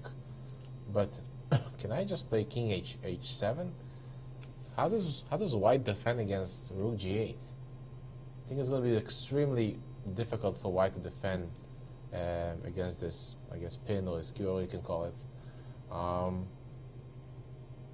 Yeah, it's very interesting. So black decided to exchange the queens. And now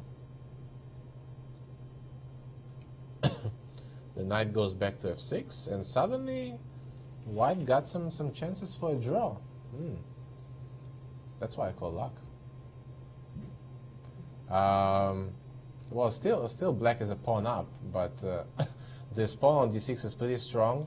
I mean, the knight cannot leave his post because d7 is coming with a pretty nasty fork.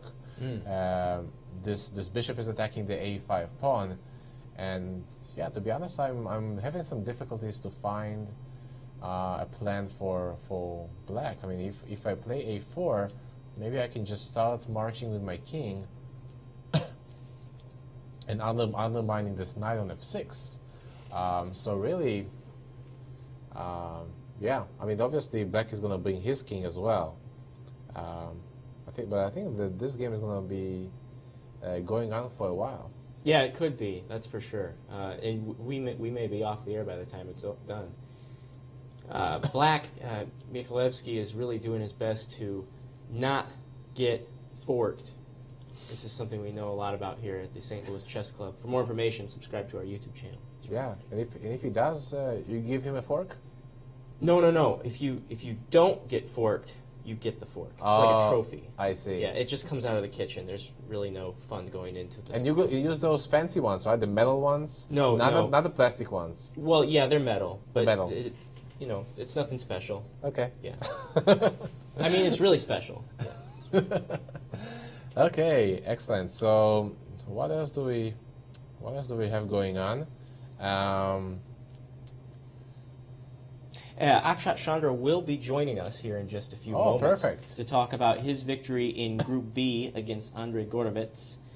And right now, you know, live standings, Akshat is in the lead, but the round's not over yet, and Gribinsky is also looking really good against O Wonder. Let's see. Wanted to see if, yeah, we have some some moves have been made in the Alexander match. Group A. Yeah, and as we said, the king just moved all over to c7, and tough decisions. I mean, the rook has to go to a8, and in this case, probably we could just play rook a2 to swing a rook over here, sacrificing this pawn e5. You know, maybe black, his only chance is somehow to sack his rook for this pawn and then somehow get those pawns. So something like a6, and then the problem is that on rook takes a7, I can take with the king. And now, how do I make progress? Okay, well, let's try h3. Take. Not sure which pawn to take. Yeah, eventually, white is probably just going to win this pretty easily. The king can come march up or march down, or I can start pushing my pawn. Yeah, I predict that Alexander is going to win the Onishuk one. Very smart.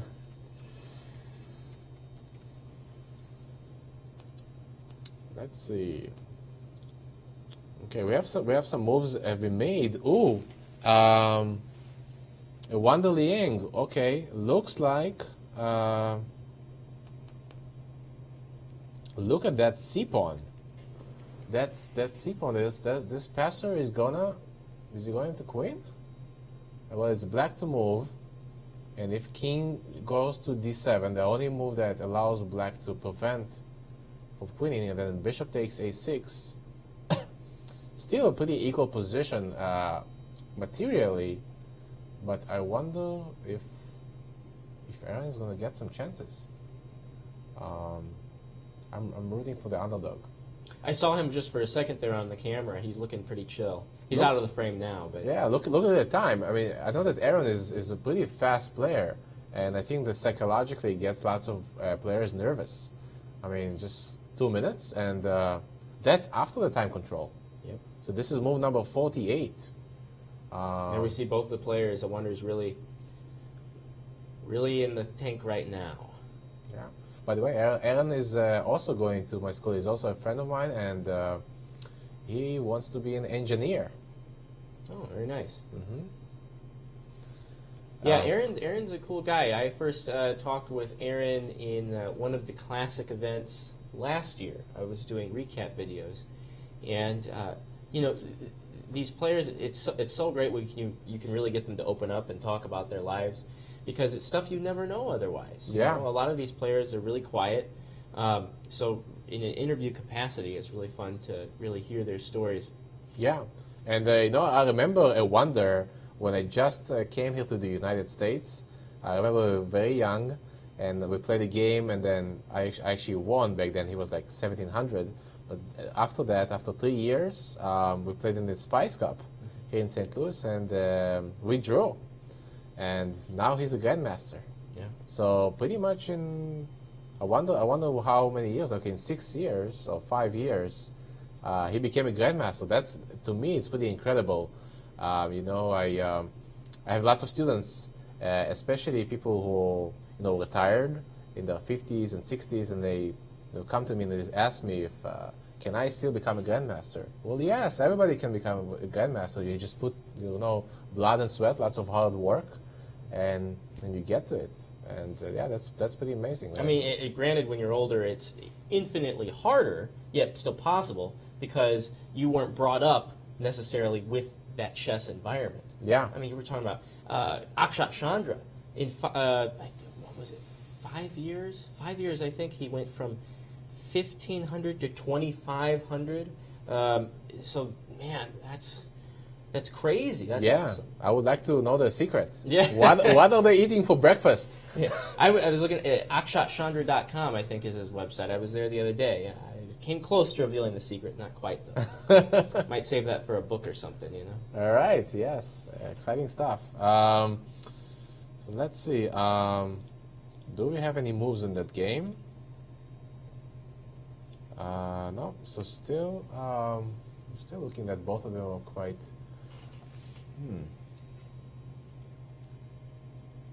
It is Aaron's move. So Black did make a move.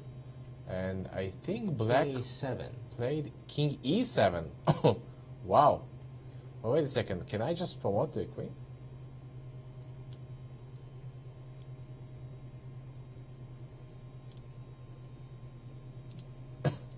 Ways to take, and probably he needs to play this. That has happened. It has happened. Okay. Interesting. Ooh, you know what's going to happen? Aaron will have to prove us if he can checkmate with the knight and bishop. You'll see, it's gonna happen. It's going to there. Well, there are still some pawns to be exchanged, but I think that's Wandel's best bet. It's tough to do. Not everyone can do it. Grandmaster Akopian has done a class here at the chess club. Nothing but how to checkmate with the bishop and knight. The That's W amazing. maneuver. Don't Yes. forget it. So it's an art. Admittedly, I couldn't do it. Yeah. Couldn't do it. I only once in my life I had to do it. A rated game. Yes, here in the St. Louis Chess Club. Oh man. And I've done it. But to be honest, before that I never learned the technique exactly. So luckily for me, my opponent helped me a bit. Okay. But since then I learned. Since then I know the W. But yes. Yeah, So they kind of stumbled into it. You didn't have to do the long form yeah, checkmate. Okay. yeah. And I had more time, so I know that sometimes when we used to practice at school, we used to I used to, even for my students, I give sometimes 1 minute. Go do it in 1 minute. So 1 minute versus 1 minute. Can you do it? Mm-hmm. That's there's lots on stake over there. Yeah, that's got to be nerve-wracking. Yeah. So good for him. So B4 has been played by a wonder. Let me refresh my board. B4. Okay, so yeah, so obviously Black tries to find some kind of a counterplay. He's not lost yet. He has those two passed pawns, but that's a huge upset though if he's going to lose. I mean, the top chess player in that tournament losing to the lowest rated one. Absolutely. No doubt about it. This is going to be a huge game changer just here in the first round. It could end up being one, that is. Yeah. And who knows? I mean, so we said that Aaron was not supposed to play, and he just joined. Just a few days' notice. Right. And I think, piecing it together now, I heard Mike Kummer talking about it. Mike Kummer was on the phone with other representatives of the club, and he said, James Tarjan, he can't make it, but Aaron Gribinsky's here, and he's game. Good. Should we do it? And everyone was like, okay, let's do it. Yeah. So that's how we get it done. And Gribinsky may have been here, actually, for Pro Chess League business. I'm not quite sure, but now that I'm thinking about it, maybe he was. So maybe that's why he was around the chess campus. Yeah. Okay, some moves are being made here on the board. So let's see, B4 was played, and then Knight B1. Knight B1. And Okay, then good. Bishop C4. And then the knight took the A bishop, and then pawn captured back.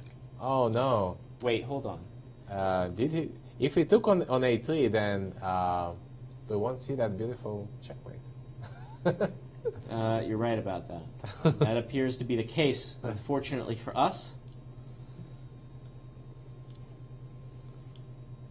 Pawn takes on A3. And then F4 was played. A2, Bishop C3.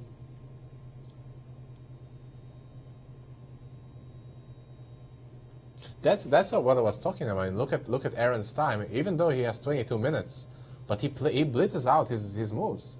It puts so much pressure on the opponent, and I know that I've played with Aaron a few times, and that puts you under pressure. Even my games, we were in time pressure. So yeah, so I think that's going pretty well for him. The only thing I can say about this position is that White probably needs to activate his king. So as long as he can bring his king over, then he's going to just pick up those pawns, a6, a2, and I don't even see a way for black to get any counterplay. Just like this bishop on c3, I mean, I'm just going to leave him here. Black probably needs to play f5, which was played in the game, and because he wants to release the king from defending this pawn f6. I'm just gonna march my king over. I mean, can I just play? Oh, I can also play something like bishop to e5.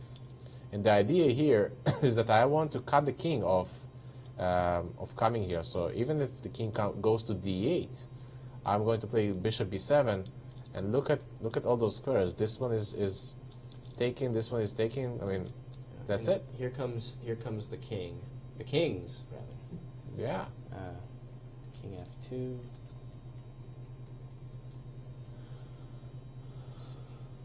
So let's see what was played in the game. So f5 was played. Well, king f2 was played. King d6.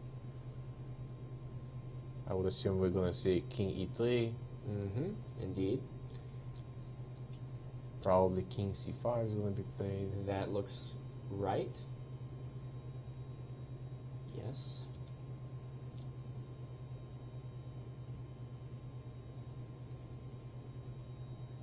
But again, where is the king going? Well, even if you try to put the king on b5, I have a check on d7. I can even play bishop d7 now. And the problem is that now I want to play bishop e8 and put some pressure on those pawns. So he will have to probably retreat with the bishop. Let's see. I saw a king move. I would say it was probably king to d2.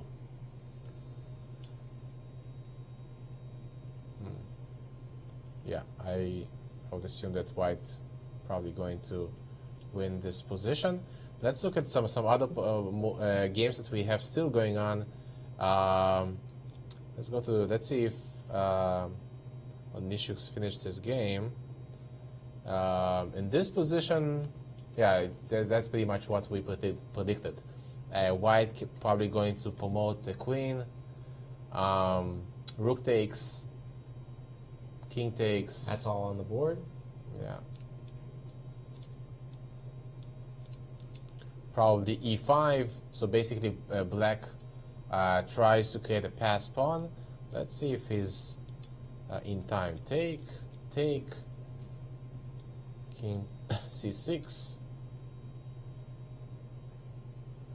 And now the problem is that if you play here e3, well then king d5, and that's pretty much it. King g3, probably I can just play king e4, and that's it. I'm going to pick up the pawns, and but other than that, I don't think that black has any other chance. But good try. And we have one more game going in Group B, Viktor Michalewski versus PD. And that is, of course, besides the Gribinsky, a wonder game. Right. There are 2 games left in Group B. But yeah, this is one that we haven't seen too much recently. Yeah, so it looks like one rook got exchanged. The d6 pawn is still very dangerous. That's unclear to me, to be honest. I don't know what will the result, because well, probably the king has to move somewhere. Let's say king g6 here.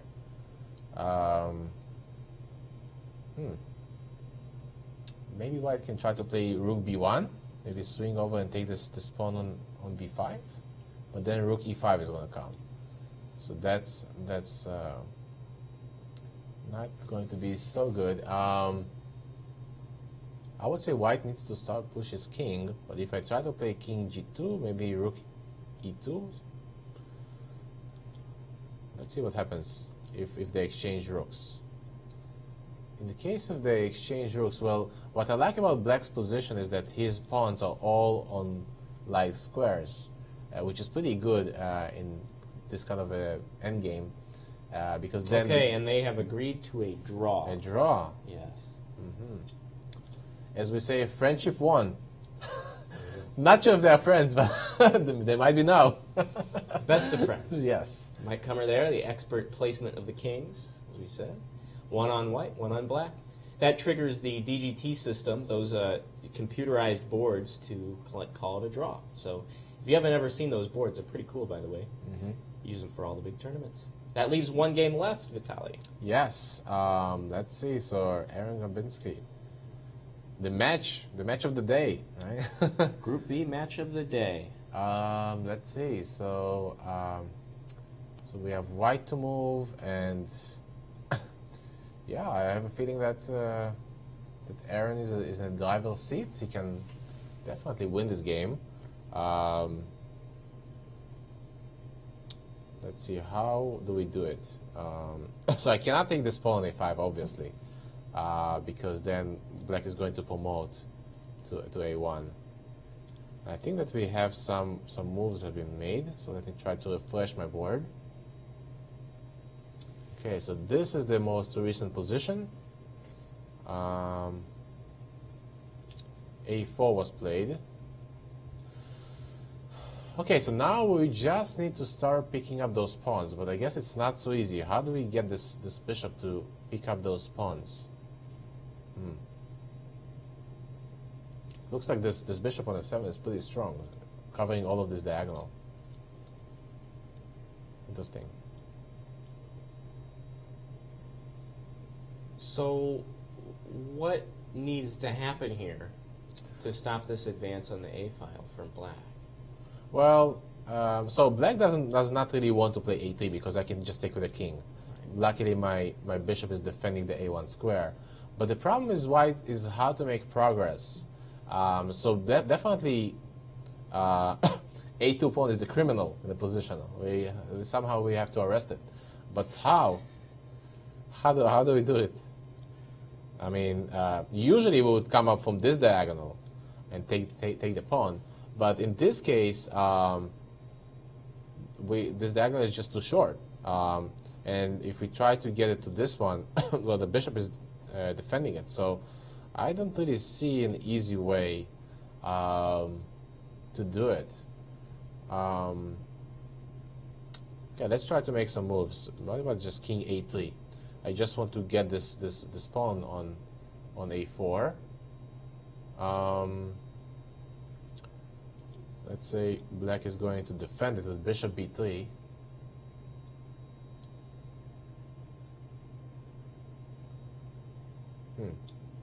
Okay, well that might be the problem for black. So black put all his pawns on light squares. So now, when we played bishop to b3 to defend both of these a4 and a2 pawns, his flank is being undefended. So now I'm thinking about how can I get this bishop to e8. Now that might not be an easy task, but we have time, right? We have time. Sure. Well, yeah. I mean, there's been a couple moves made, but we can investigate a little bit. Probably somehow like this. Let's look what happened in the game.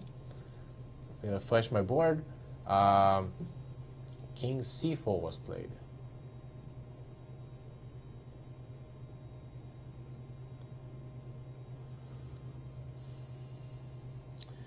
And then bishop f6, king b4.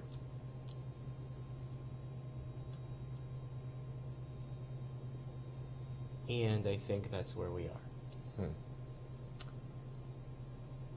Yeah, not as easy as I thought. I mean, definitely Wonder is putting Aaron to some work. It's not a knight and bishop endgame, but still not that not that over. So what can we do? Probably bishop e7 check. Let's try to check the king. I cannot go to c4 because then I'm going to lose my pawn on a2. So king to b5,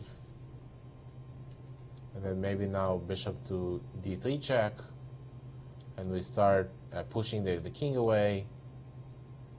Yeah, it's going to take a while, because now the problem is that I cannot move my king from b2 because I have to guard this a1 square. Interesting. Maybe something like bishop to c5. Well, luckily we have an increment here, so white can play forever. Yeah, you may remember like 8 minutes ago, a wonder had 2 minutes left. Right. Now he has about 4. So. Yeah, gaining time.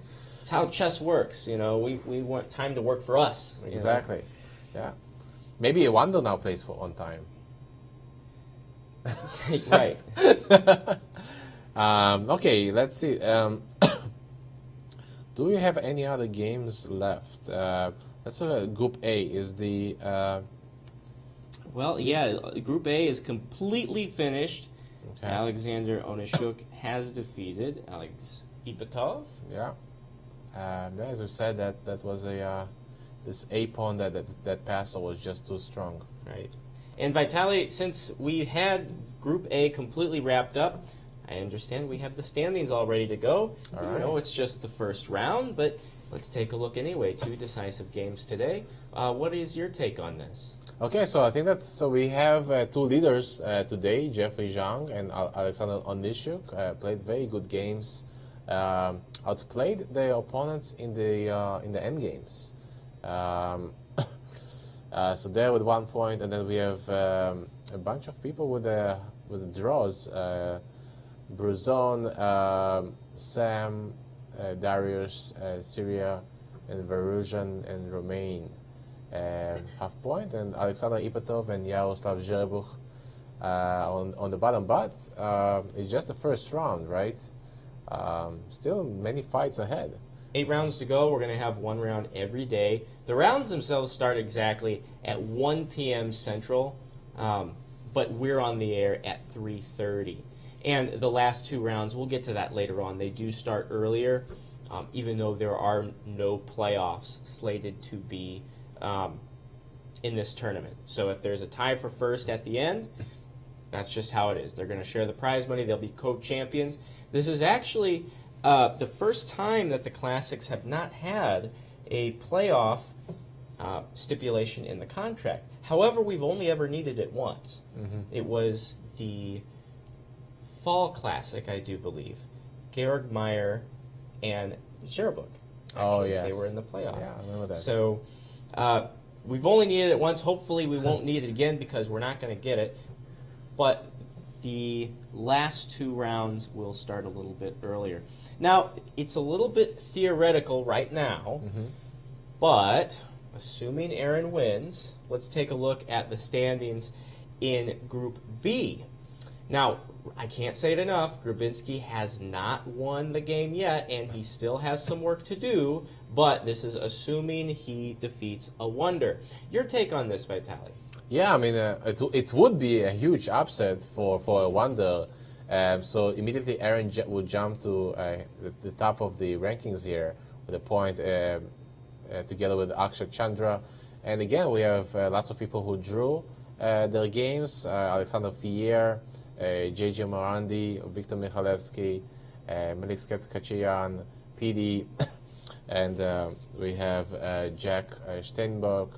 And yeah, but again, it's just the first. It looks like actually the results will be similar to the A group. Whoa, look at Aaron's rating. That's astronomical. I know, 26. That's very suspicious right there. I don't know. Yeah, it's a performance, right? Oh, so that's how he let's performs. Go with that. Yes. So that's, yeah. So if he beats a wonder, then he will be playing like a 2600. Yes, like a 2613. Yeah, not you too know bad. it. Okay, well, we are waiting for the last game to wrap up. But before we wrap up the show, we got to tell you about some great upcoming tournaments here at the St. Louis Chess Club that you can watch online. First of all, we have the Candidates Tournament. This is the 8-player double round-robin event, and we will have abbreviated coverage of this starting in about 10 days or so. And then after that, our homegrown tournament, the big one. It's like Christmas here because we have the U.S. Chess Championship, April 17th to the 30th, 2 weeks of nothing but fun.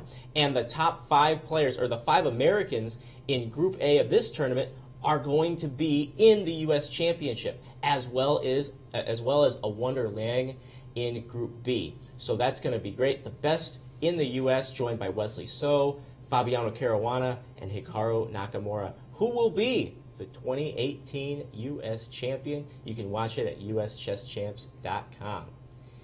And, that's going to be a lot of fun. Vitaly, hopefully you're around to catch some of this action. I don't know. I hope so. Well, I'm from St. Louis. I'm going to catch it anyway. Good. Wonderful. And after the U.S. Championship, the Grand Chess Tour continues.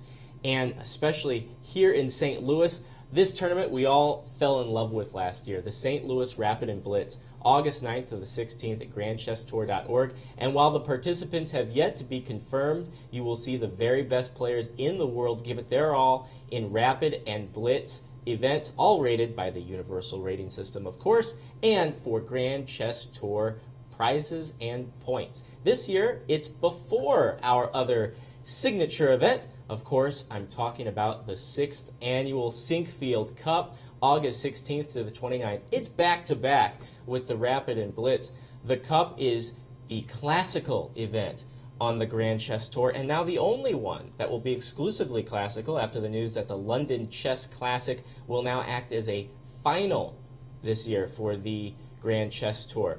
But let's not look past the 2018 Sinkfield Cup. That's going to be a lot of fun. Once again, the players have yet to be confirmed, but it will be the best in the world. You know it. The 4th annual Grand Chess Tour, the 6th annual Sinkfield Cup. Wow, very exciting stuff. I think maybe this club has even the most tournaments ever than any other club. Maybe you guys broke the record.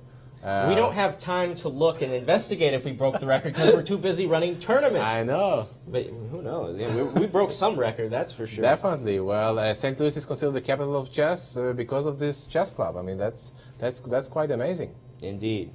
Well, let's. This game we have going on, Gribinsky and a Wonder. I don't know that we'll see it to its conclusion, but any updates on that? Well, as you can see, we do have some changes in the position, and I wonder. Oh, we're so original. I wonder if it was benefits white or black. As you can see, black succeeded in pushing both of his pawns to a3 and a2. And how am I going to get my king out of a1? I mean, the king got imprisoned by those criminals. Yeah. So he's hostage. Anyway, so let's try to find out Aaron's plan. I think it's somewhere it just went too wrong. Let's go back a little bit. It was so much more winning before. I mean, he promoted the queen over here, and now b4. He played knight to b1. Okay, bishop c4. This was all good. I think this was the moment that he started to play with his king very fast, which is very logical. Very natural in the end game. He just wants to beat the king. But hey, what about maybe first of all blocking the opponents, just cutting off the opponent's king? And if you would just play here bishop e5, and black tries to play king d8, then bishop b7, well, that's it. I don't see any way for black to make any progress. And this way, my king can easily come to b2, and then. Well, I think that then, actually, maybe my king can just go around and go to a5. I can probably take the a6 pawn. There's just no counterplay. So I think this was a little bit of a miss. So after he brought all his king in to b2, he played with the king. Yeah, he allowed black to play a3. There was this amazing endgame played by Magnus Carlsen versus Nakamura recently, just a few weeks ago. It was a rook and pawn versus queen endgame, and Magnus was trying to make a draw with a rook and pawn, and apparently he also had the a pawn, and the a pawn started on, I think it was a6 or a5, and once he pushed the pawn all the way to a3, then this is where it became a theoretical draw. So I wonder if White can still win here, because what is my plan? Maybe to put Black into some kind of a Zugzwang? Let's try to make some moves. Let me refresh the board just in case. Okay, so Black just makes some waiting moves. So he just moves the bishops around in here, and he just waits. This bishop. Ooh, the problem for White is that if he plays bishop e7, going for this a3 pawn, well, it allows the Black king to sneak in. It's a sneaky move. If I take the king e3, how do we stop this king? I have to play, well, that's it. I mean, the king is going to come to f3 or f2. And if that happens, I think a wonder might have some chances. Yeah, suddenly it doesn't look too clear. Yeah. So he cannot do that. He needs to keep the Black king away. So he just needs to move the bishop to d3. And I think that I don't see a clear plan for White. I think we have to start counting the moves. We probably know about the 50 move rule.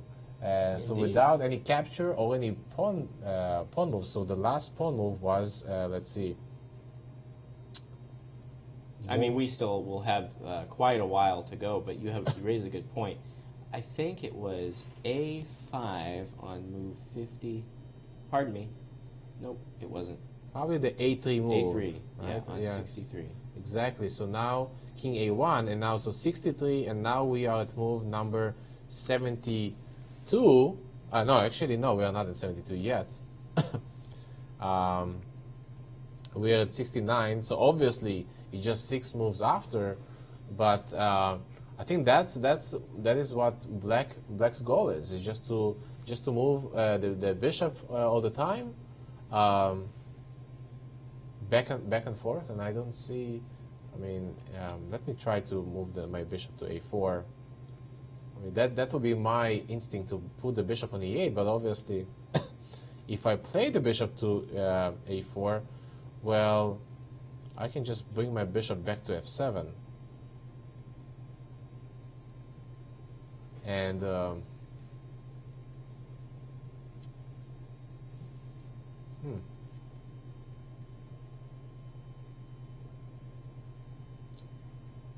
Yeah, it looks like there's a lot of bishop shuffling going on here. Exactly. And so if the game will be drawn, we are going to be having only one leader. Indeed. Chandra, with 1 point. I'm not a superstitious fellow, but hopefully we didn't jinx Mr. Gribinsky here. Oh, no. Out of half of a point. Okay, so we have some moves that have been made. Bishop e7 check. So Aaron tries to play for the win, and we said that this maneuver is going to be a bit dangerous as well for White, because it allows the Black king to come to c3, and basically now he's going to swing his king over to f2 probably, just zigzag, something like this. Zigzag his king, and take on g3. I don't think that White is actually risking anything, because the worst case scenario, even if the king comes and takes the g3 pawn, we can always just rest our bishop on g3 and just move around. There's no way that Black can win this. So we see that lots of moves have been made. Let's refresh the board. Yeah, so this is exactly what happened. The king is coming and to take the g3 pawn. And it looks more and more like a draw. And this is our final game, right? This is it in either field. The last game of the day.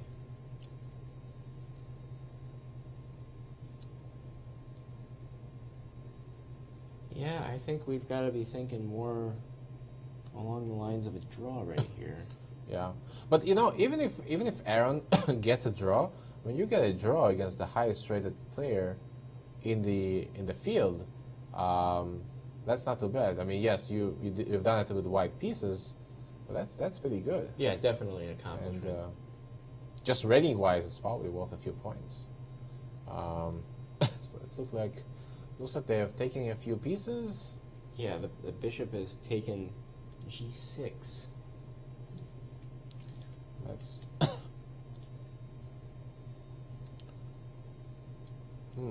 okay, so bishop takes on g6. King takes g3. I believe this has happened. Okay, so lots of exchanges. The problem for white is that he cannot lose both of the pawns. He needs to keep at least one of them to try to play for a win, because, well, 2 bishops versus 1 bishop is almost the same as just 1 bishop. So Gribinsky is thinking probably, which pawn am I rescuing? Because one of them is falling down.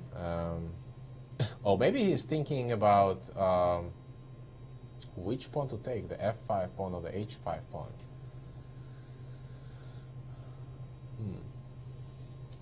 So let's try to speculate.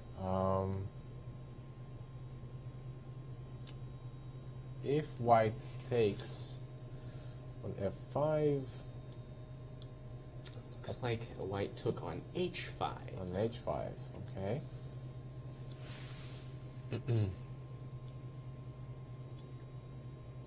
I assume black needs to take on h4 just in case. But obviously I can also probably take on f4, but just not to create some pass pawns for white, not to give him any unnecessary chances.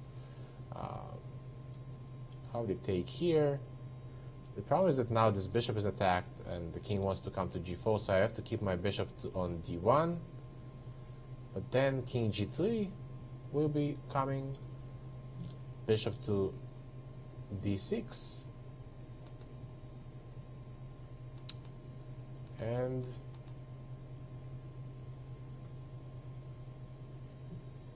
probably I want to activate my king. Well, the good news for Aaron is that he might be able to take out his king.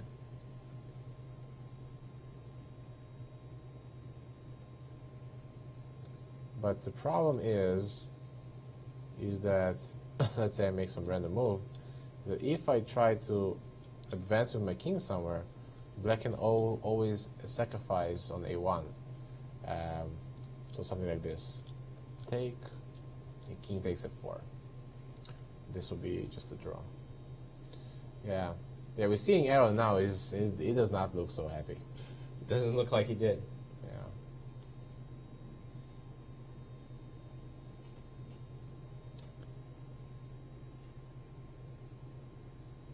All right. Well, you know, it's we have 2 results. Probably a draw, though, at this point. I think it's fair to say. Probably, yes. So, Kaisa, forgive us on our standings that we showed earlier. May not be exactly correct. But we will see tomorrow, whenever we're right back here, at the same time in the same place, uschesschamps.com. Remember, the round itself starts at 1 p.m., so you can watch it on Chess24 and on uschesschamps.com, and hashtag SpringChessClassic to share your views and thoughts on Twitter. Vitaly, final thoughts on the day? Yeah, very exciting round. I mean, we've seen some wins, some draws, and I think that the players are going to come with some some new ideas tomorrow. Don't forget that many of them are coming from abroad. Probably they have some jet lag still, and they might have, just wanted to start with a draw. But I think tomorrow we're going to see some action. Yeah, we'll continue to see who builds momentum. This show was produced by the world's greatest production B team. Eric Mausel did the show design. Tammy Hyde is the IT advisor. Jonathan Schranz is our floor manager. Isaac Schranz is graphics and sound. Danny Machuca is our technical director. And right here at the desk, International Master Vitaly Neimer. Yeah. I'm Ben Simon, and until tomorrow at 3:30 p.m. right here on USChessChamps.com, we say so long from the Show Me State. All right. Thank you. This has been a presentation of the St. Louis Chess Club.